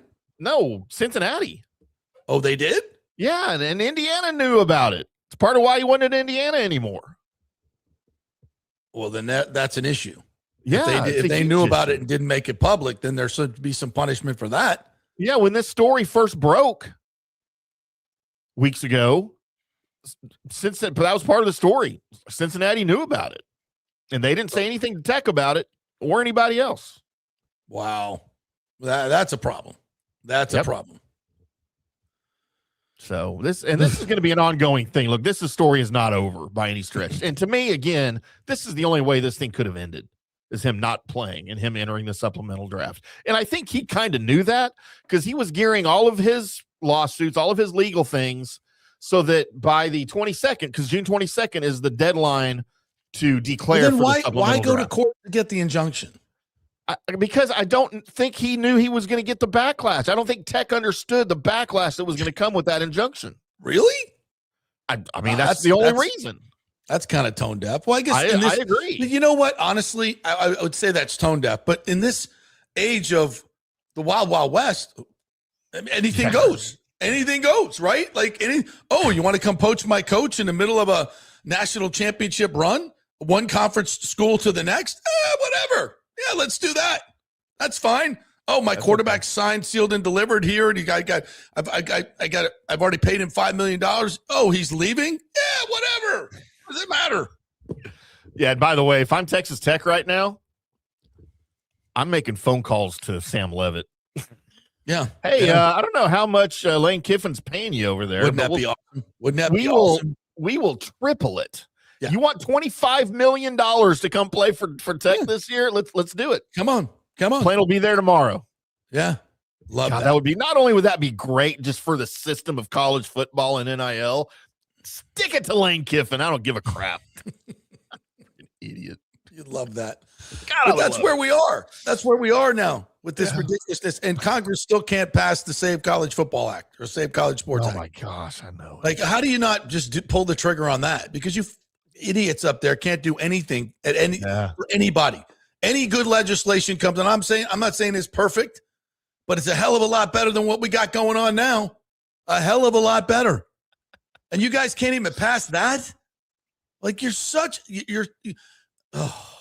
are we going to be in 5 years, JP? By the way, but did you see the story on insider trading? Yeah. How about that?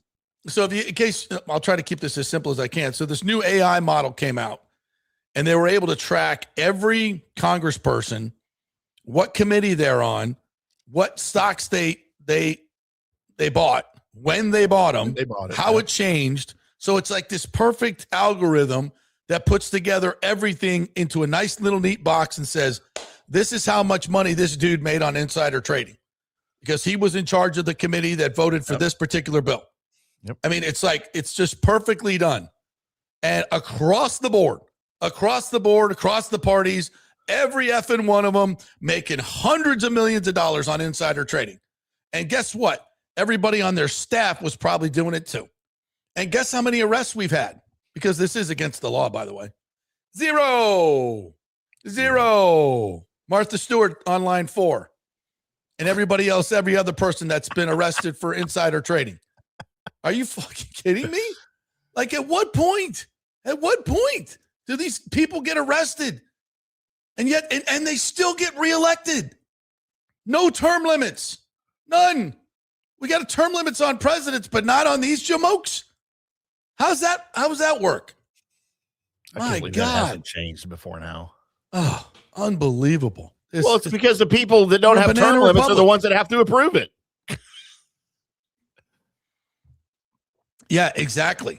But we're supposed to be able to constitutionally amend our Constitution with a vote of states. Yeah. We can't, the people, this term limits is like a 99% polls at about 95% for the people and to get it done. So are we a representative democracy? Yeah, our representatives are not giving us democracy. That's what it means. How can we not have term limits? And nobody be how is nobody arrested for this? Nobody's being held accountable for any of it. And we got freaking this Elizabeth Warren and Nancy Pelosi, who've been the worst of the worst, pointing fingers at everybody else for shit. Good God. All right, let's take a break. We'll come back and get back into sports. Rays blow another one last night. A lot of you guys talking about the bullpen. Yeah, we'll get to that. We'll hear more from Baker and Bowles. Lots more coming your way. We're brought to you by the great folks at Italiano Insurance. Yes, Italiano Insurance, soon to become AJ Gallagher, one of the largest insurance brokers in the world. You will start to hear and see a name change, but it will still be the same great folks providing amazing service. What does it mean for you? Well, more insurance markets and options to better serve you and your family's needs. Call 813-877-7799 today and protect your family with the Italiano team at Gallagher Insurance, serving this community for over 65 years. Back in 3. Well, the folks at Third Generation Plumbing and AC want to say thanks for making them so dadgum busy. Of course, advertising on your favorite Tampa Bay sports talk show helps, but it's their incredible customer service, honesty, and integrity that have earned them tons of 5-star reviews. And now you could be part of the team at Third Generation. Yes, they are so slammed, they need to hire more certified AC technicians and plumbers. It's a great family business to work for. My buddy John Rodriguez runs an old school family business since 1995. They pay well, give you all the holidays off, and they offer great benefits. No cold corporate atmosphere here. You're part of the family. If this sounds cool to you, call them and apply at 813-961-8024, or you can email your resume in at thirdgenerationplumbing.com. Just go to the website, you'll see the button, email them, or call them at 813-961-8024. And don't forget about the $169 yearly maintenance special. It's a no-brainer, guys. thirdgenerationplumbing.com, and they also do AC. Ciao, Paolo Tini here, owner of Caffè Paradiso, voted number 3 People's Choice Award on Open Table. I want to thank all our loyal family of customers that have been enjoying our great traditional Italian dishes we make from scratch every day. It's a great family story we're proud of. Our family moved from Rimini, Italy in 1984. My dad, Caesar, started Donatello, and that's where I got the start in the restaurant business. I started Caffè Paradiso on South McDill in 1995, and we've been there ever since. From our traditional ossobuco, a veal slow roast for 4 hours, to our daily fresh catch, the Gruppo Paradiso, with a piccata sauce and lobster claw meat, homemade pasta like lasagna, farfalle salchicha, which is a bow tie pasta homemade with fresh sausage. Hold on a minute, JP's favorite. I love it. So come and have a glass of wine with me on South McDill. Get a reservation on Open Table and see all our 5-star reviews. Ciao, see you soon at Paradiso. Sports fans, it's time to gear up. Head to fanstreamsports.com and check out our brand new merchandise store. We're talking bold t-shirts, 3/4 zips, hoodies, hats, mugs, and more. Everything you need to rep your favorite shows and your favorite crew. Whether you're rolling with the JP Peterson Show in Tampa Bay, From the Rough in Dallas, the Tim May Show featuring Clay Hall, or the Jeff Thidoff Show in Ohio, or any of our Fanstream Sports original programming, we've got the perfect look for game day and every day. So don't wait. fanstreamsports.com. Click merch and grab your gear now. Wear the stream, live the stream, fanstreamsports.com. Welcome to Kingmakers, home of the JP Peterson Show studio and Tampa's premier business networking and social club for members only. By day, it's an exclusive, vibrant co-working space with a stylish conference room, focus rooms, a full production studio, and an in-house marketing team. And by night, Kingmakers transforms into a sports-centric social hub with a full sports bar, golf simulator, and exclusive events. For young entrepreneurs and seasoned professionals, it's the perfect place to work hard, play hard, and make big moves in Midtown Tampa. Close the deal, celebrate the win. Only at Kingmakers. Become a member today at kingmakerstampa.com. Your business, your club. Hey, JP here for my concierge medical professional, Chris Lugo, PA. You've heard him on the show for a couple of years where he shares invaluable medical, nutritional, and supplement advice. With Chris, it's like having a medical provider as your best friend. What I love about this concierge service is the convenience and support he offers. I can text or call him 24/7 with any questions or concerns, and he'll promptly call in a prescription if needed. No office visits or copays required. It gives me peace of mind knowing I have someone genuinely invested in my health, not just focused on insurance profits. And the best part, the Bay Area Modern Medical Center's personal concierge service is more affordable than you might think. Don't let insurance companies dictate your health care. Take control of your health and wellness today. Visit BAMMC.com for more information and to schedule your initial free consultation. Empower yourself and take charge of your personal health with BAMMC.com. Let's go. Right now. Back to the show on Fanstream Sports. All right, welcome back to JP Peterson. Yoo-hoo. We're brought to you by the great folks at the Golden Diamond Source. Father's Day coming up this weekend. Have you not gone shopping for your father?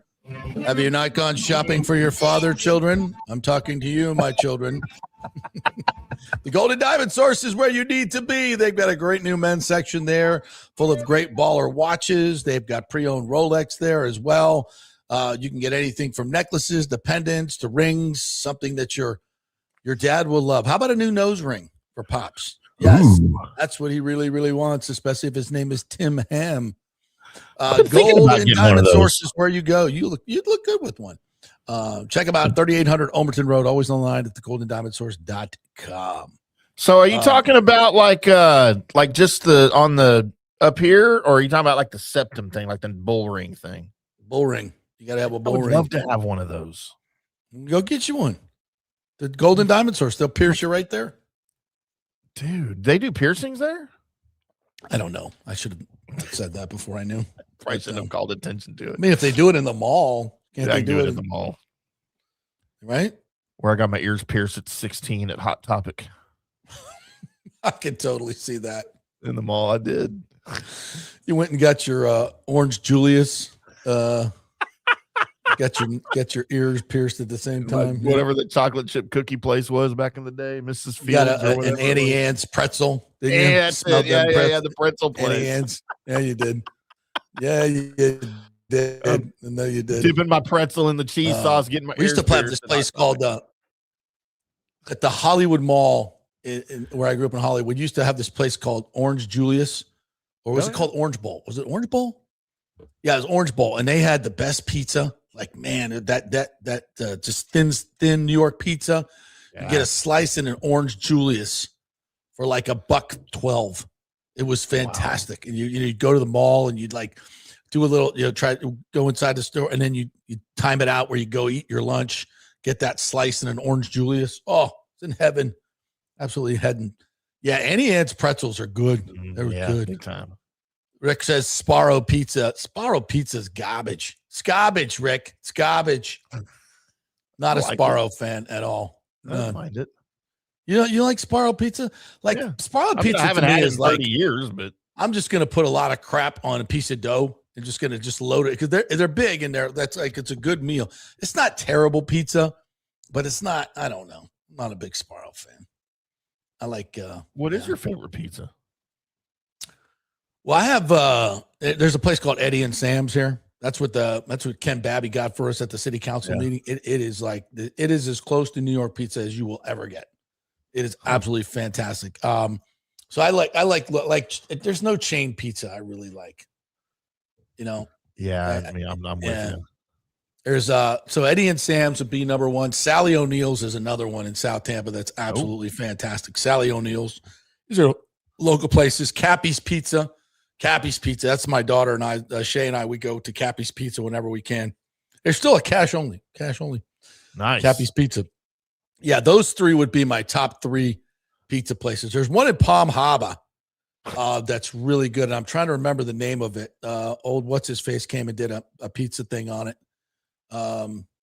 What's his face? The guy from Dave Barstool. Portnoy? Yeah, he did it's really good. Oh, pizza. what's his face? That's my new name for him now. Yeah. So that is put up your favorite pizzas, the local pizza places. Yeah, there's a place here in Little Elm, literally up the next street from where I live. That's a one-off. The guy's from Brooklyn. He's about 50. He worked in a pizzeria in Brooklyn. Brought the rest. He said the only thing that I can't bring from Brooklyn every day is the water. That's the key. He's like, everything here.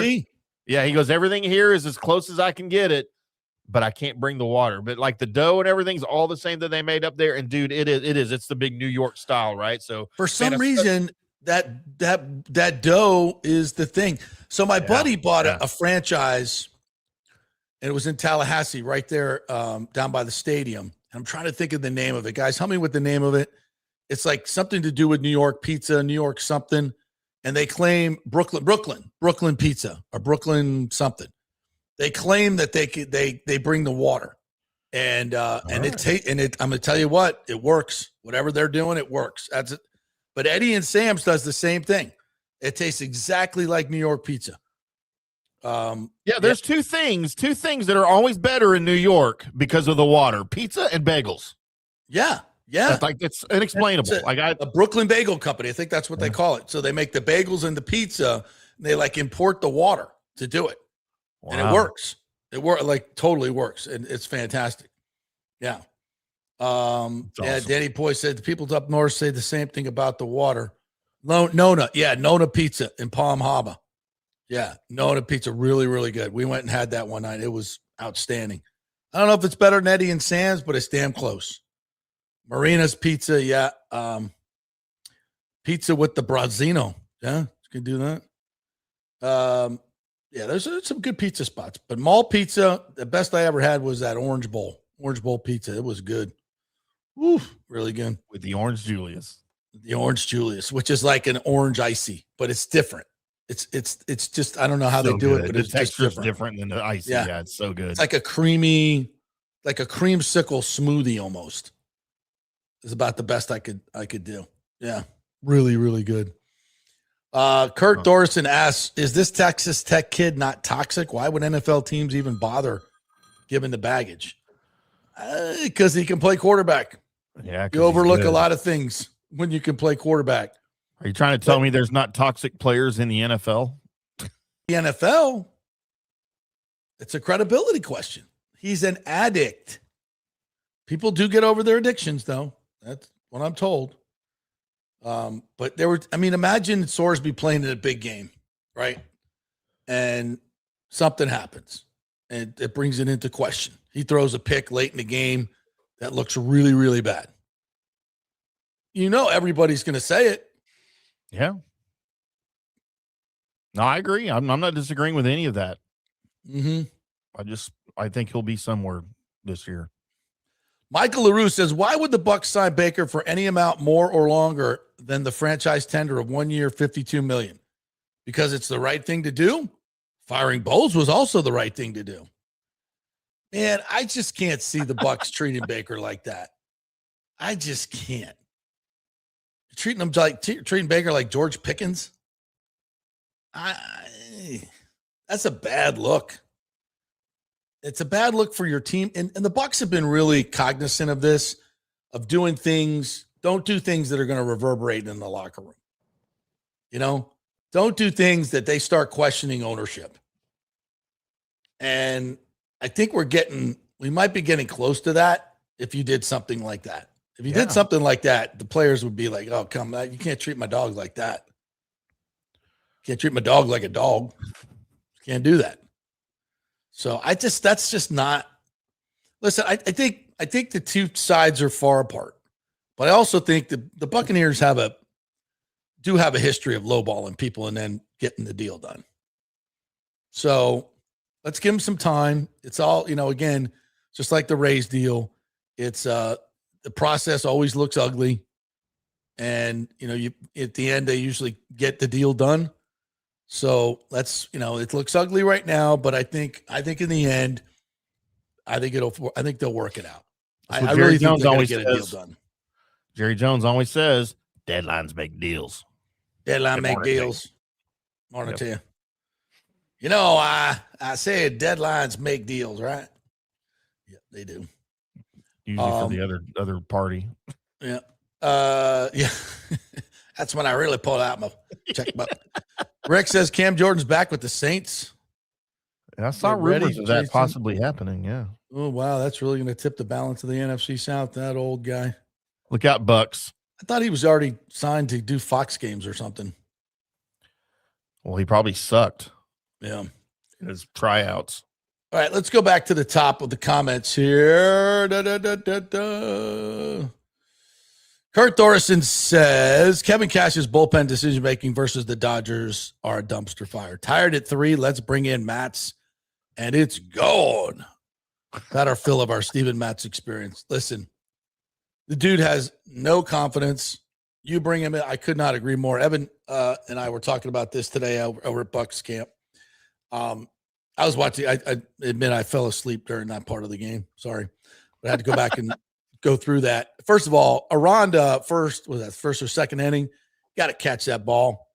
He had a little line drive to his right, drops the line drive off of Muncie's bat, and then tries to get him at first, doesn't get him at first. Next batter, Kyle Tucker hits it out. 3-run homer instead of what probably should have been a 2-run homer in a 1-run game. So that's no good. Defensively, they got to be better, especially on the road, and they haven't been. They're not good enough to be making defensive mistakes like that. You got to clean that shit up. That said, that's the only really hiccup that Nick Martinez had. He got out of a couple of big jams, and then you go to the bullpen, and at some point, since Clevenger probably wasn't available, you're going to have to go to Mets, and you choose that particular time to go to him. As Evan said, maybe you stick with Martinez one more inning, see if he can get out of it. That way, you push everybody back and probably can get the dub.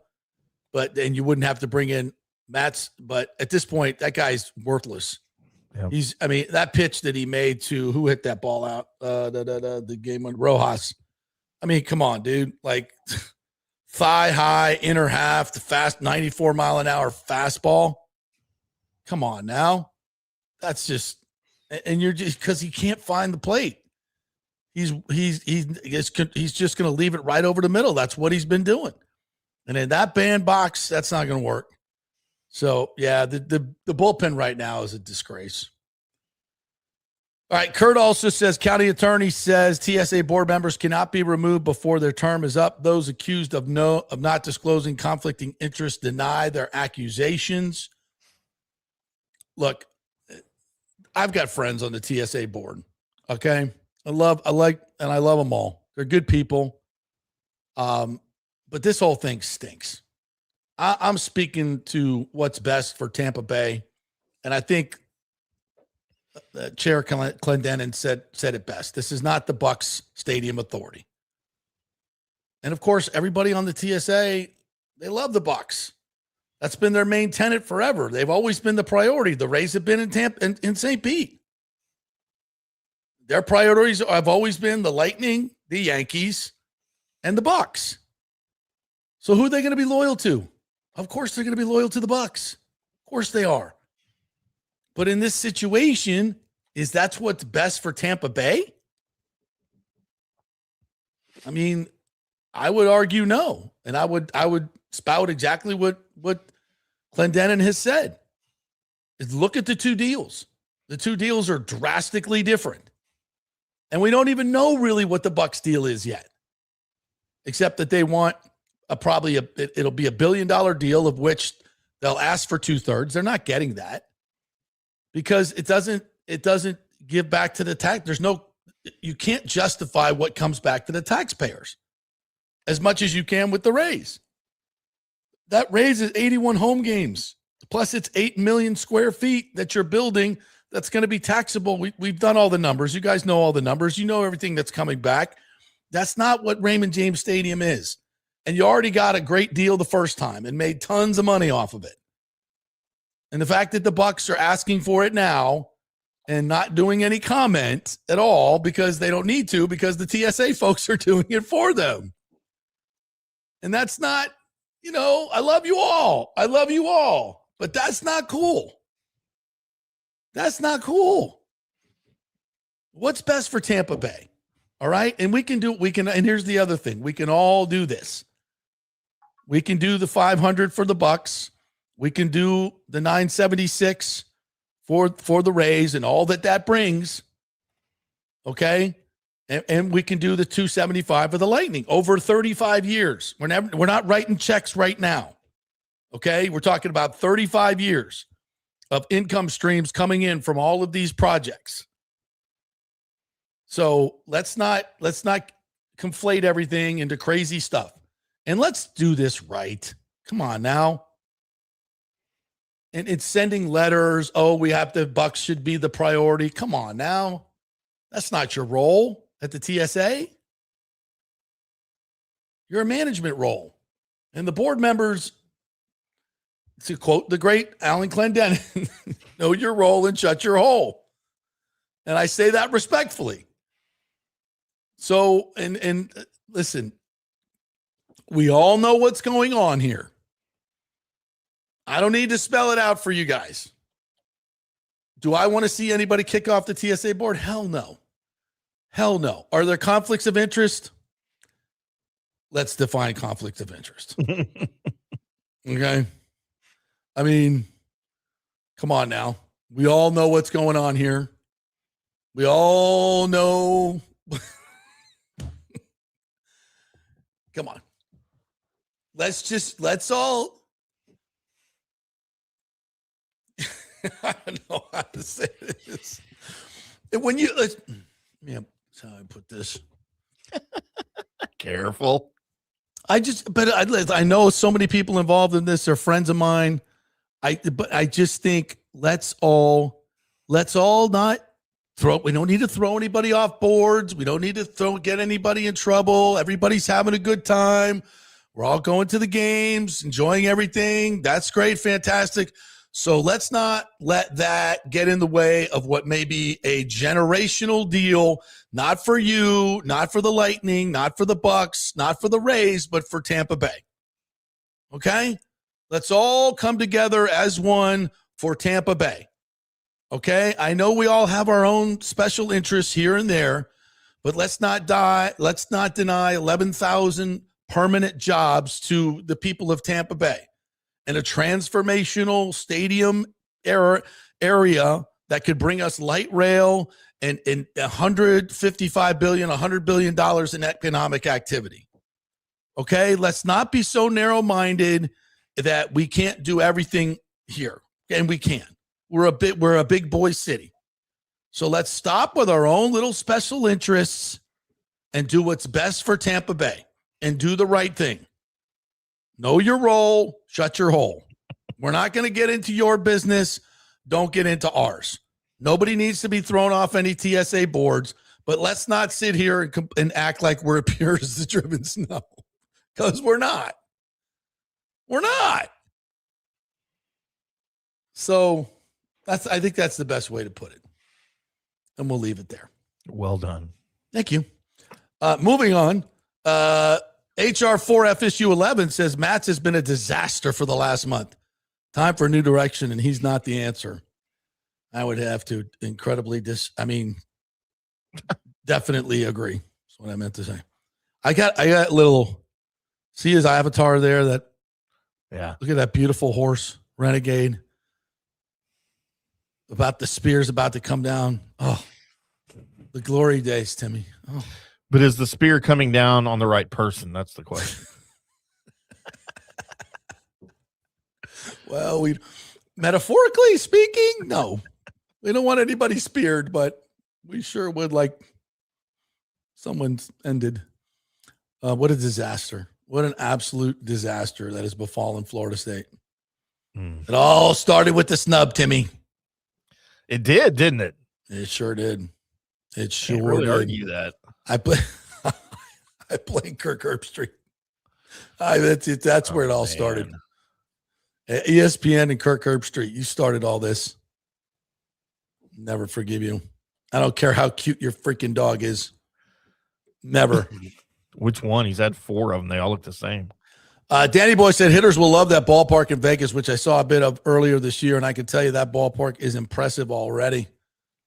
Yeah, you know what's you know why it's impressive, Danny? Because it's a construction site, and we would just die to have one in Tampa, building a new baseball stadium. It would be the most beautiful thing I've ever seen in my life. Oh, look at that concrete pour!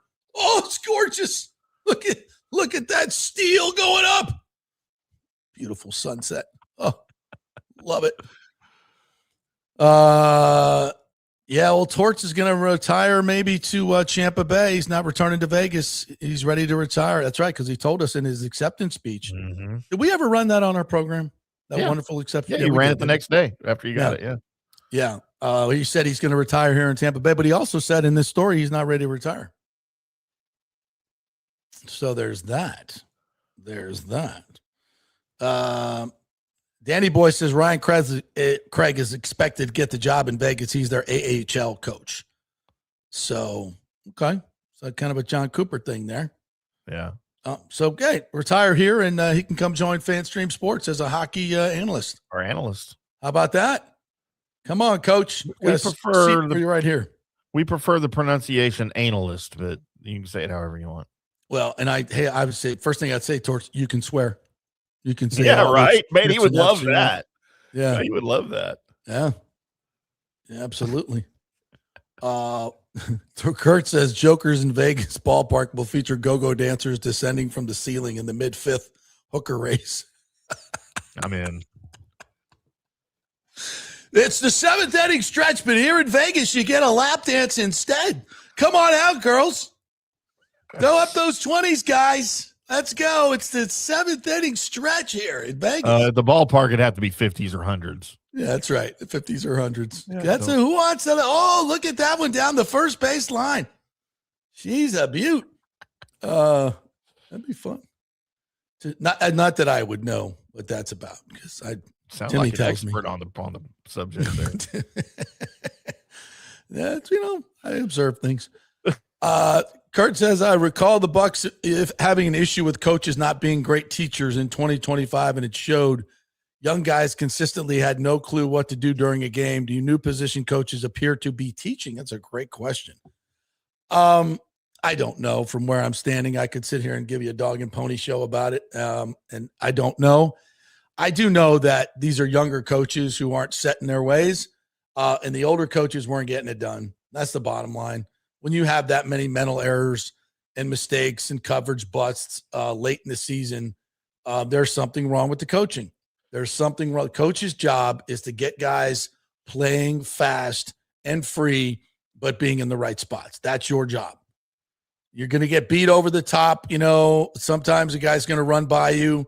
Sometimes a guy's going to make a contested catch, but you got to be in the zip code, okay, which oftentimes we are not. Way too often. So, yeah. The coaching's got to be better. Rick says, we know that Braswell is stuck in the backup role. I got news for you. I watched those outside linebackers. Braswell ain't making this team. If he does, it's a travesty. He's not a good special teams player. He's not going to be in the rotation. He ain't making this team, in my opinion. That's a big swing and a miss, isn't it? Unless somebody gets hurt. Unless 2 or 3 guys get hurt. Is he even good enough to be a depth guy, though? No, he's not. Because, look, you got Yahya, Muhammad, and Bain, who are locks. Mm-hmm. Then you got Nelson, right? Mm-hmm. Then you got David Walker. Who am I forgetting? I think that's enough right there before you even get to Braswell. Yeah. He's not making the team unless there's a rash of injuries. Something horribly has gone wrong if he's playing here in October. Rick reminds us that Godwin is used to not playing with Mike. That's true. Mike has missed enough games over the last couple of years that he's used to it. Yeah, he's used to it. I've said this before. I'll say it again. And it's kind of a hard thing to quantify. Is the Bucs receiving core better without Mike? If you isolate that question, I don't think you can say yes. But if you ask me, is the offense better without Mike? Possibly. Because we've talked about that. Yeah. Because number one, you're going to build your offense around him. It's going to go through him, right? Mm-hmm. Is he going to be able to answer the bell for 17? Is those chronic hamstring problems going to get better at age 33? Probably not. So then you have to pivot. Now what are we doing? As opposed to going into a season where you've got a lot of guys that can do the same things, interchangeable, right? Godwin, Emeka, J-Mac, Ibuka, Tez, right? You got Ted Hurst now, who's legit. Looks really like he looks the part. He's still a rookie. He's got a lot to learn. Looks the part. I think this offense in general is going to be better with Zach Robinson. And that's something that Baker talked about today, which we'll get back to right after this break. Well, and here's the other thing about Mike Evans. Was his presence going to prohibit the development of your young receivers? Yeah, of course. Because if he's playing this year at whatever level he's able to play at, that's just time that now Hurst, and the other guys aren't on the field and they can't get playing time. So I think him being gone, again, it's hard to say the team's better without Mike Evans, but in a lot of senses, I think that's going to be true. But it's also, if he's here, slowing down the progress of your young draft picks at the same position. So by him being gone, hopefully the development is a little more rapid for these guys and they can contribute quicker. So I agree. And it gives you, as Baker said today, I just got to make the reads and throw to the right guy. Yeah. And then when you have a more balanced offense, I think there's part of that. And just as, from watching 2 practices now, what does this offense look like? I mean, they ran a lot of screens today, a lot of short passing. I think that's what that offense is a lot about. It's not as much downfield throwing. Not that Baker can't do that, but if you have the run game, the play action game becomes so much more easy. You know, when you suck those linebackers up and, you know, you play action, and you're running the ball well. The guys can't get off the line as quickly to come kick your ass. Yeah. And that makes everything so much more effective. And I think you're going to see a ton of bootlegs too, which is something that Zach Robinson wasn't able to do in Atlanta last year because both of his quarterbacks couldn't run. So I think you're going to be short passing, a lot of bootlegs, a lot of movement, high percentage throws. And when you need to get it down the field, you're going to have a better shot to complete the passes because you'll have better throwing lanes. All of it comes together. At least that's how you hope. It all comes together. Yeah. All right, let's take our final break. We'll come back. I'll get you a little bit more Baker Mayfield. I'm going to run a couple more spots from him. It's really good stuff today. We're brought to you by the great folks at KingmakersTampa.com, which is this great private club we're in right now that you can join and have a office space in Midtown or near Midtown. We have shared office space, dedicated office space. Got a great meeting room for you here. We got a golf simulator that you can have as well. It all comes together. A sports bar, great place for events. It's a very unique place. It's called KingmakersTampa.com. Check it out. Back in 3. JP here for Genesis of Tampa and the Murphy Auto Group. I think the best way to experience a business is to use that business. And I just did at Genesis of Tampa. Just bought a GV70, a 2023, and it feels and drives all new.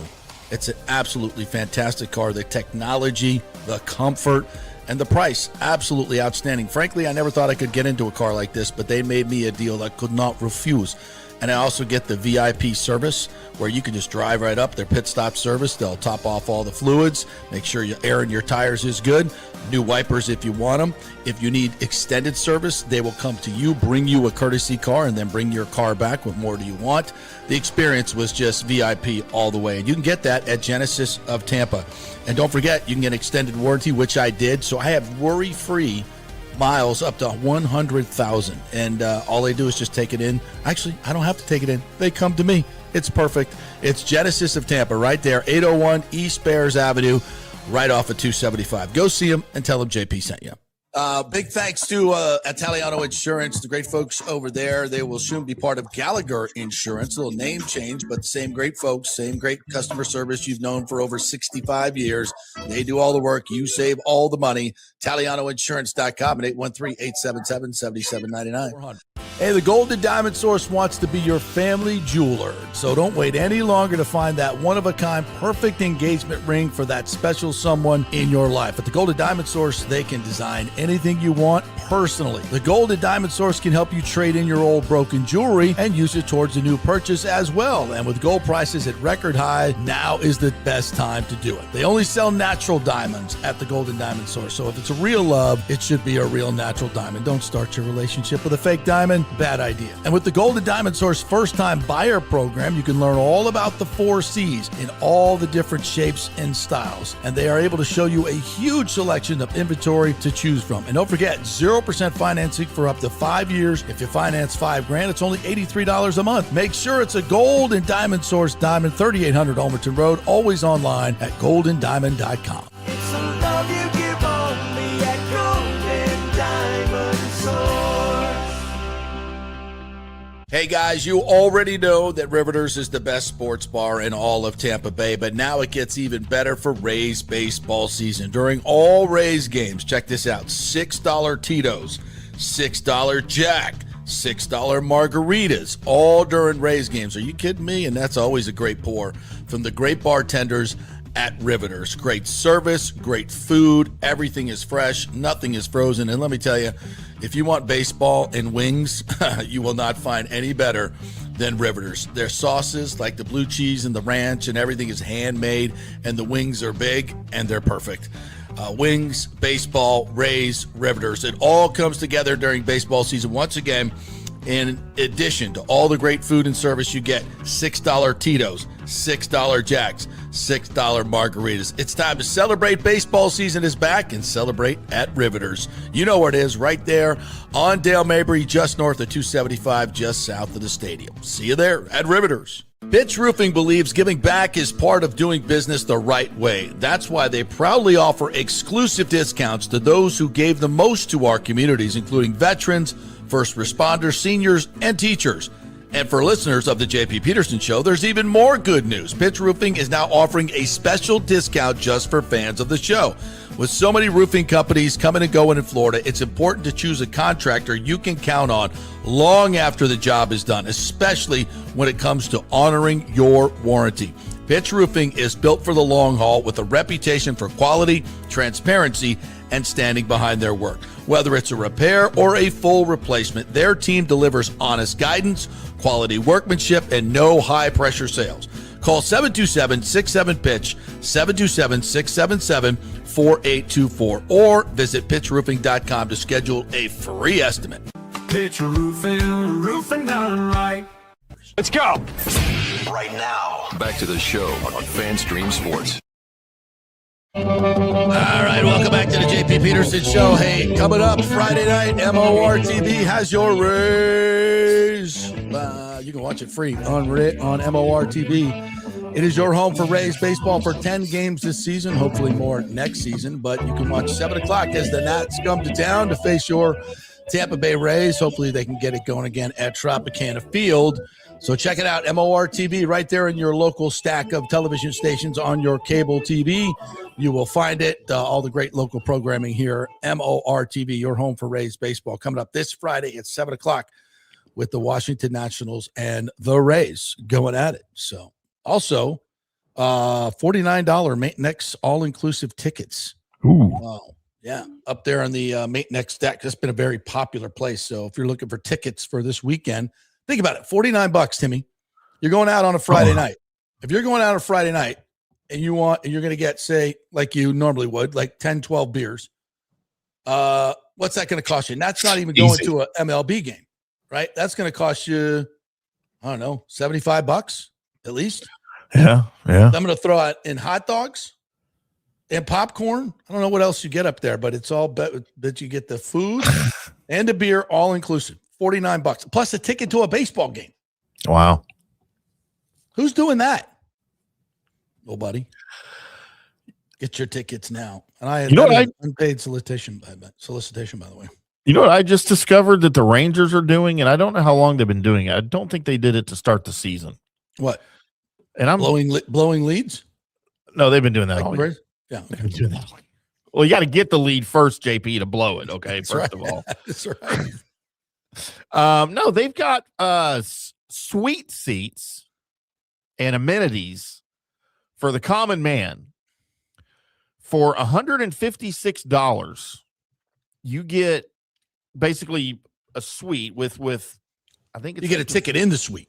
Yeah, a ticket to the suite. I think it's 15 other fans per suite. And I don't know how many suites they do this for every game, but it's the full catering, all you can eat, like literally brunch, lunch, dinner. Like you've been in these carving stations and stuff, right? Yeah. Fully all you can eat, free sodas, free water.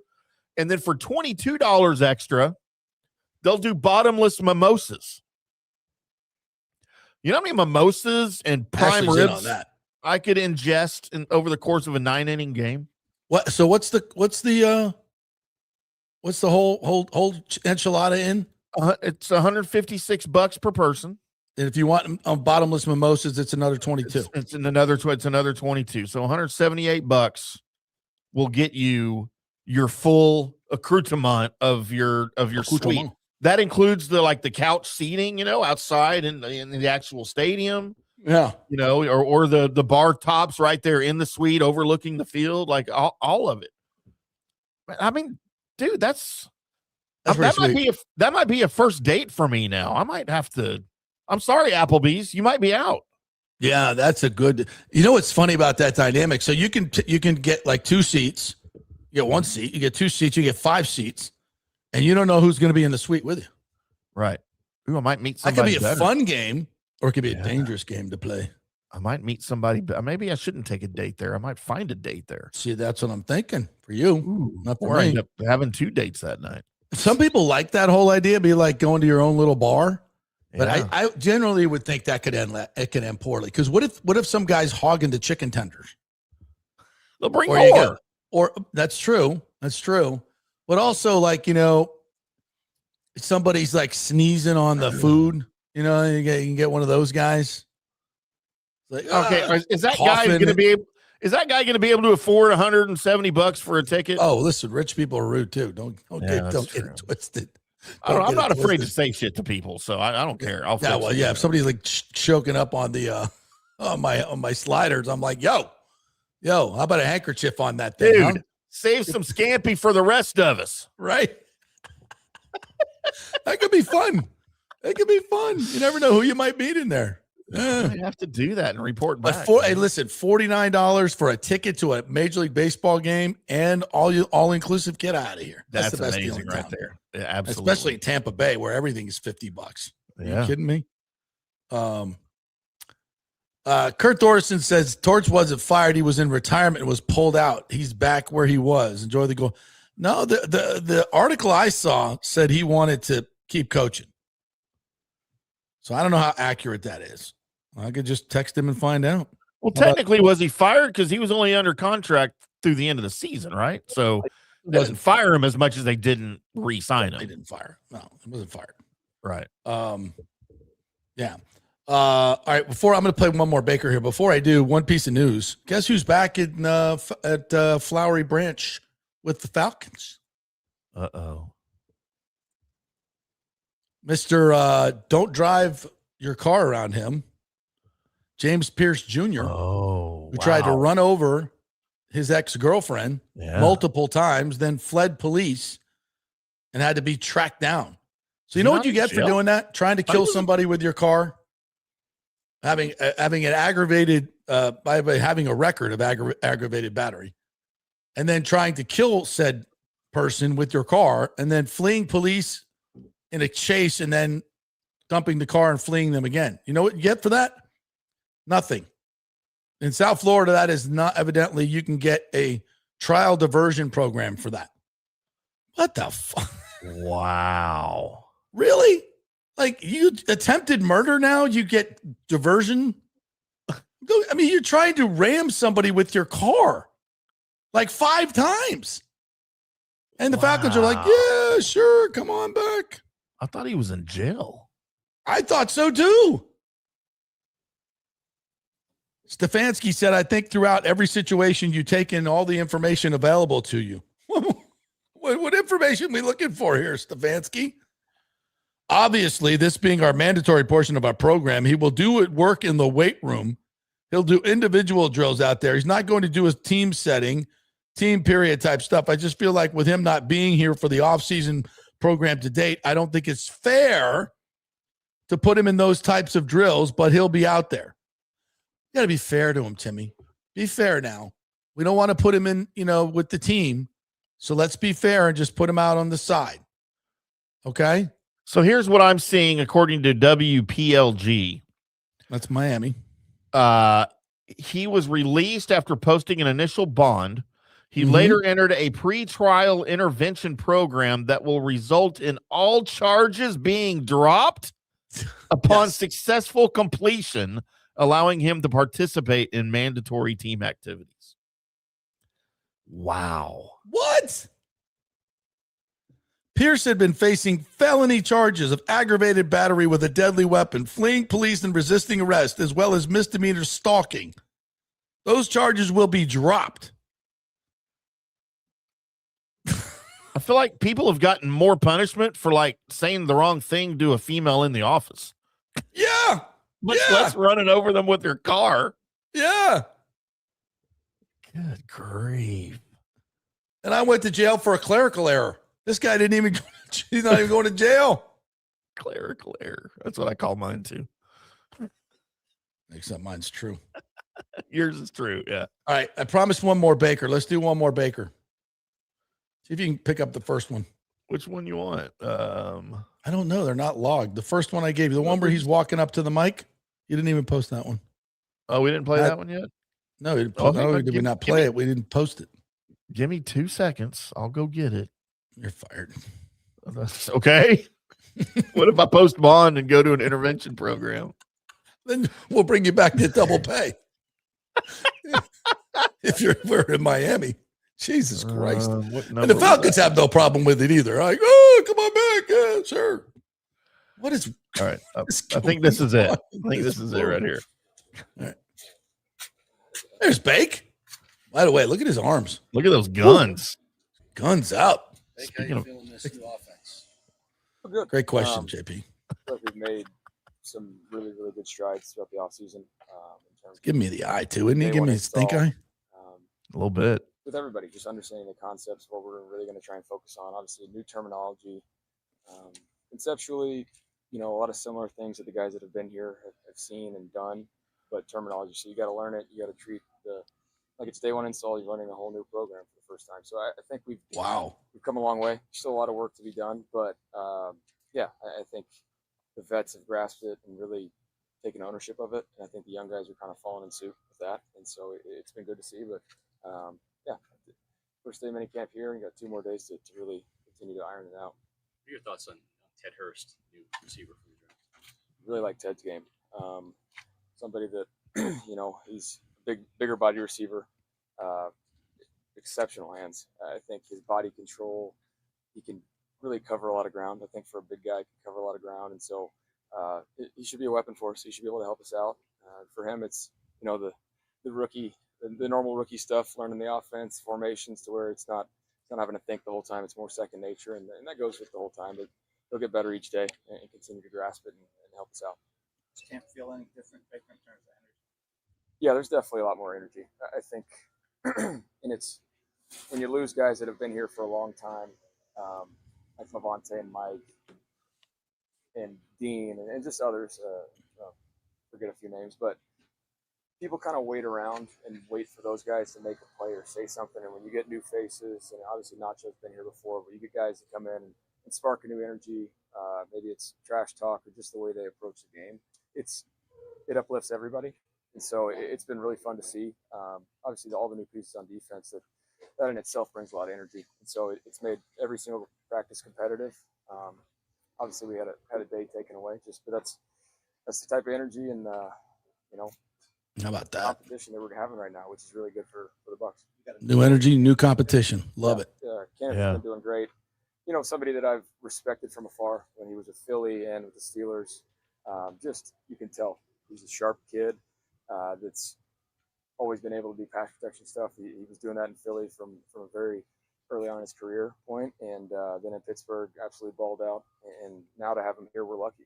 He's extremely sharp, great leader, can do everything you ask for. And obviously with Bucky, coming back slowly, it's good to have those guys. And obviously the running back room, still having Tuck in there as well. JP, who do we have to bribe to get our FanStream Sports microphone up there with all those other ones? Send me a FanStream Sports microphone. I'll put it up there. Really? Yeah. I'm using my little lavalier clip there that I can put up there, because the other mic, I don't have you got to obviously pair it with something on your phone. So we don't have a mic cube that I can pair with that with this. Yeah. I'm on it. No, we can put it up there every time. I've been wanting to do that, but that's my little mic there down to the left. But it's better than doing it with the phone. Oh, absolutely. Right? I was just thinking showing off. Yeah. No, I'd love to. We got everybody else's free advertising up there. Why not ours? Absolutely. 100%. All right. I need a FanStream Sports on one side and the JP Peterson Show on the other. That's what we need. That's what we need right there. So anyway, a lot there as we produce on the air. Just do business on the air. That's what we do. Yeah. Love what he said about Gainwell. And Gainwell is like, he's getting the first reps for everything. Bucky was out there today. I don't think he did any team. He did not do any team, but Gainwell was running screen passes, and he's got a burst to him. He has got a burst. It looks a lot like Bucky, to be honest with you. Good. He catches the ball extremely well. And by the way, he said Sean Tucker's catching the ball much better this year. Good. But Gainwell just looks really good in the run game, but they're not blocking anybody, obviously. So I think he's going to be a huge upgrade over Rachaad White, to be quite honest. I love Rachaad. He did a lot of good things, but Gainwell is just more explosive. Rachaad was just always going to be a 3.4 yards per carry guy. Yeah. Did some really good things in the pass game. Yep. I think Gainwell gives you more in the run game and just as much in the pass game. So, and he mentioned Ted Hurst, and he really likes him, and he has a really natural movement to him. and you watch some of the smaller receivers do the receiver drills where they're doing sharp cuts and coming out of them. And that's when you want to see big receivers. How do they stop down? Do they lumber out of their break? And he does not. He does not. He looks like some of these smaller guys with lower centers. He looks just as fluid as them. And when you have a 6'3" receiver that can do that, like a Mike Evans, then that's a find. That is a legitimate find. Ted Hurst. I'm loving that. And then you heard a lot of what Baker said about the new offense. And I don't think he's sugarcoating it there by saying it's like day one install every day. And Bowles talked a lot about the details of which Zach Robinson was doing his thing. So it's two things. I think it's in the end, it's going to be a really good offense. But I think it might take a little bit time for them to get going. So the defense needs to be expected. Yeah. Yeah. I mean, you have a new coordinator. If it looks as good day one as it does day 17, week 17, then it wasn't good in the first place, So they should kind of move into it, but I think it's going to give them so many options in the beginning that it should be good. I think it's going to be good to begin, but really good at the end of the season, like really, really good at the end of the season. So I'm excited about the offense, and defense is just a wait and see. I mean, everything looks good. Muhammad looks good wearing his 97, looks like Simeon. The number, everything looks good. It fits, but we need to see it in practice before anybody should be getting excited about the defense. Well, and you need to see it on the field in September too. Exactly. Really. Yeah, that's what I'm talking about. We got to wait. Not in practice. We got to see how they play in the game, how they coach it up, how they play it. Make sure they're not all confused. Rick said, "Did JP edit out? Hey, Bake, I'm here for your job." Side eye. No. He said, "Of course you don't want him out there. You don't want him getting mad and running over someone in a golf cart or a lawnmower." Talking about James Pearson Jr. It's like, make sure you take the keys out of the lawnmower over there. Pierce is around here. Holy crap. Coach tells him to do something he doesn't want to do, and there he's running over to the golf cart, just chasing down your defensive line coach. I think it's a bad look. Be a bad look. Man. We had that happen here at AT&T Stadium a couple of years ago with a runaway golf cart, like during a game, or it was before the game. Yeah, I remember that. Yeah, I think it was like ran over like 4 people and injured them and stuff. Somebody put like a brick on the gas pedal or something. I don't know what the hell that was. I think that they had something in the golf cart, like a cone, maybe a big orange cone, and somehow it got knocked over and it landed right on the accelerator. And man, this runaway golf cart's running across the field at AT&T Stadium, and there's people like diving out of the way. There's no driver in it. I mean, other than the people getting hurt, it was really funny. The guy that got maimed, it was hilarious. Just not for him. Right. All right, that'll do it for today. Remember, same thing tomorrow, Knuckleheads, 1 to 3. I'll be out at OTAs in the morning, getting some good stuff for you, and we'll bring it back. We're going to hear more from Baker. There's much more in this interview I want you to hear, so we'll play that tomorrow as well. I'm not sure who they're bringing to us tomorrow, but I'm sure it might be Godwin and some of their big names, so we'll get that to you right after we get it at $1 Place tomorrow. Have a great day, everybody. Go Rays tonight. Hopefully we can get it even with the Dodgers, and we'll see you tomorrow.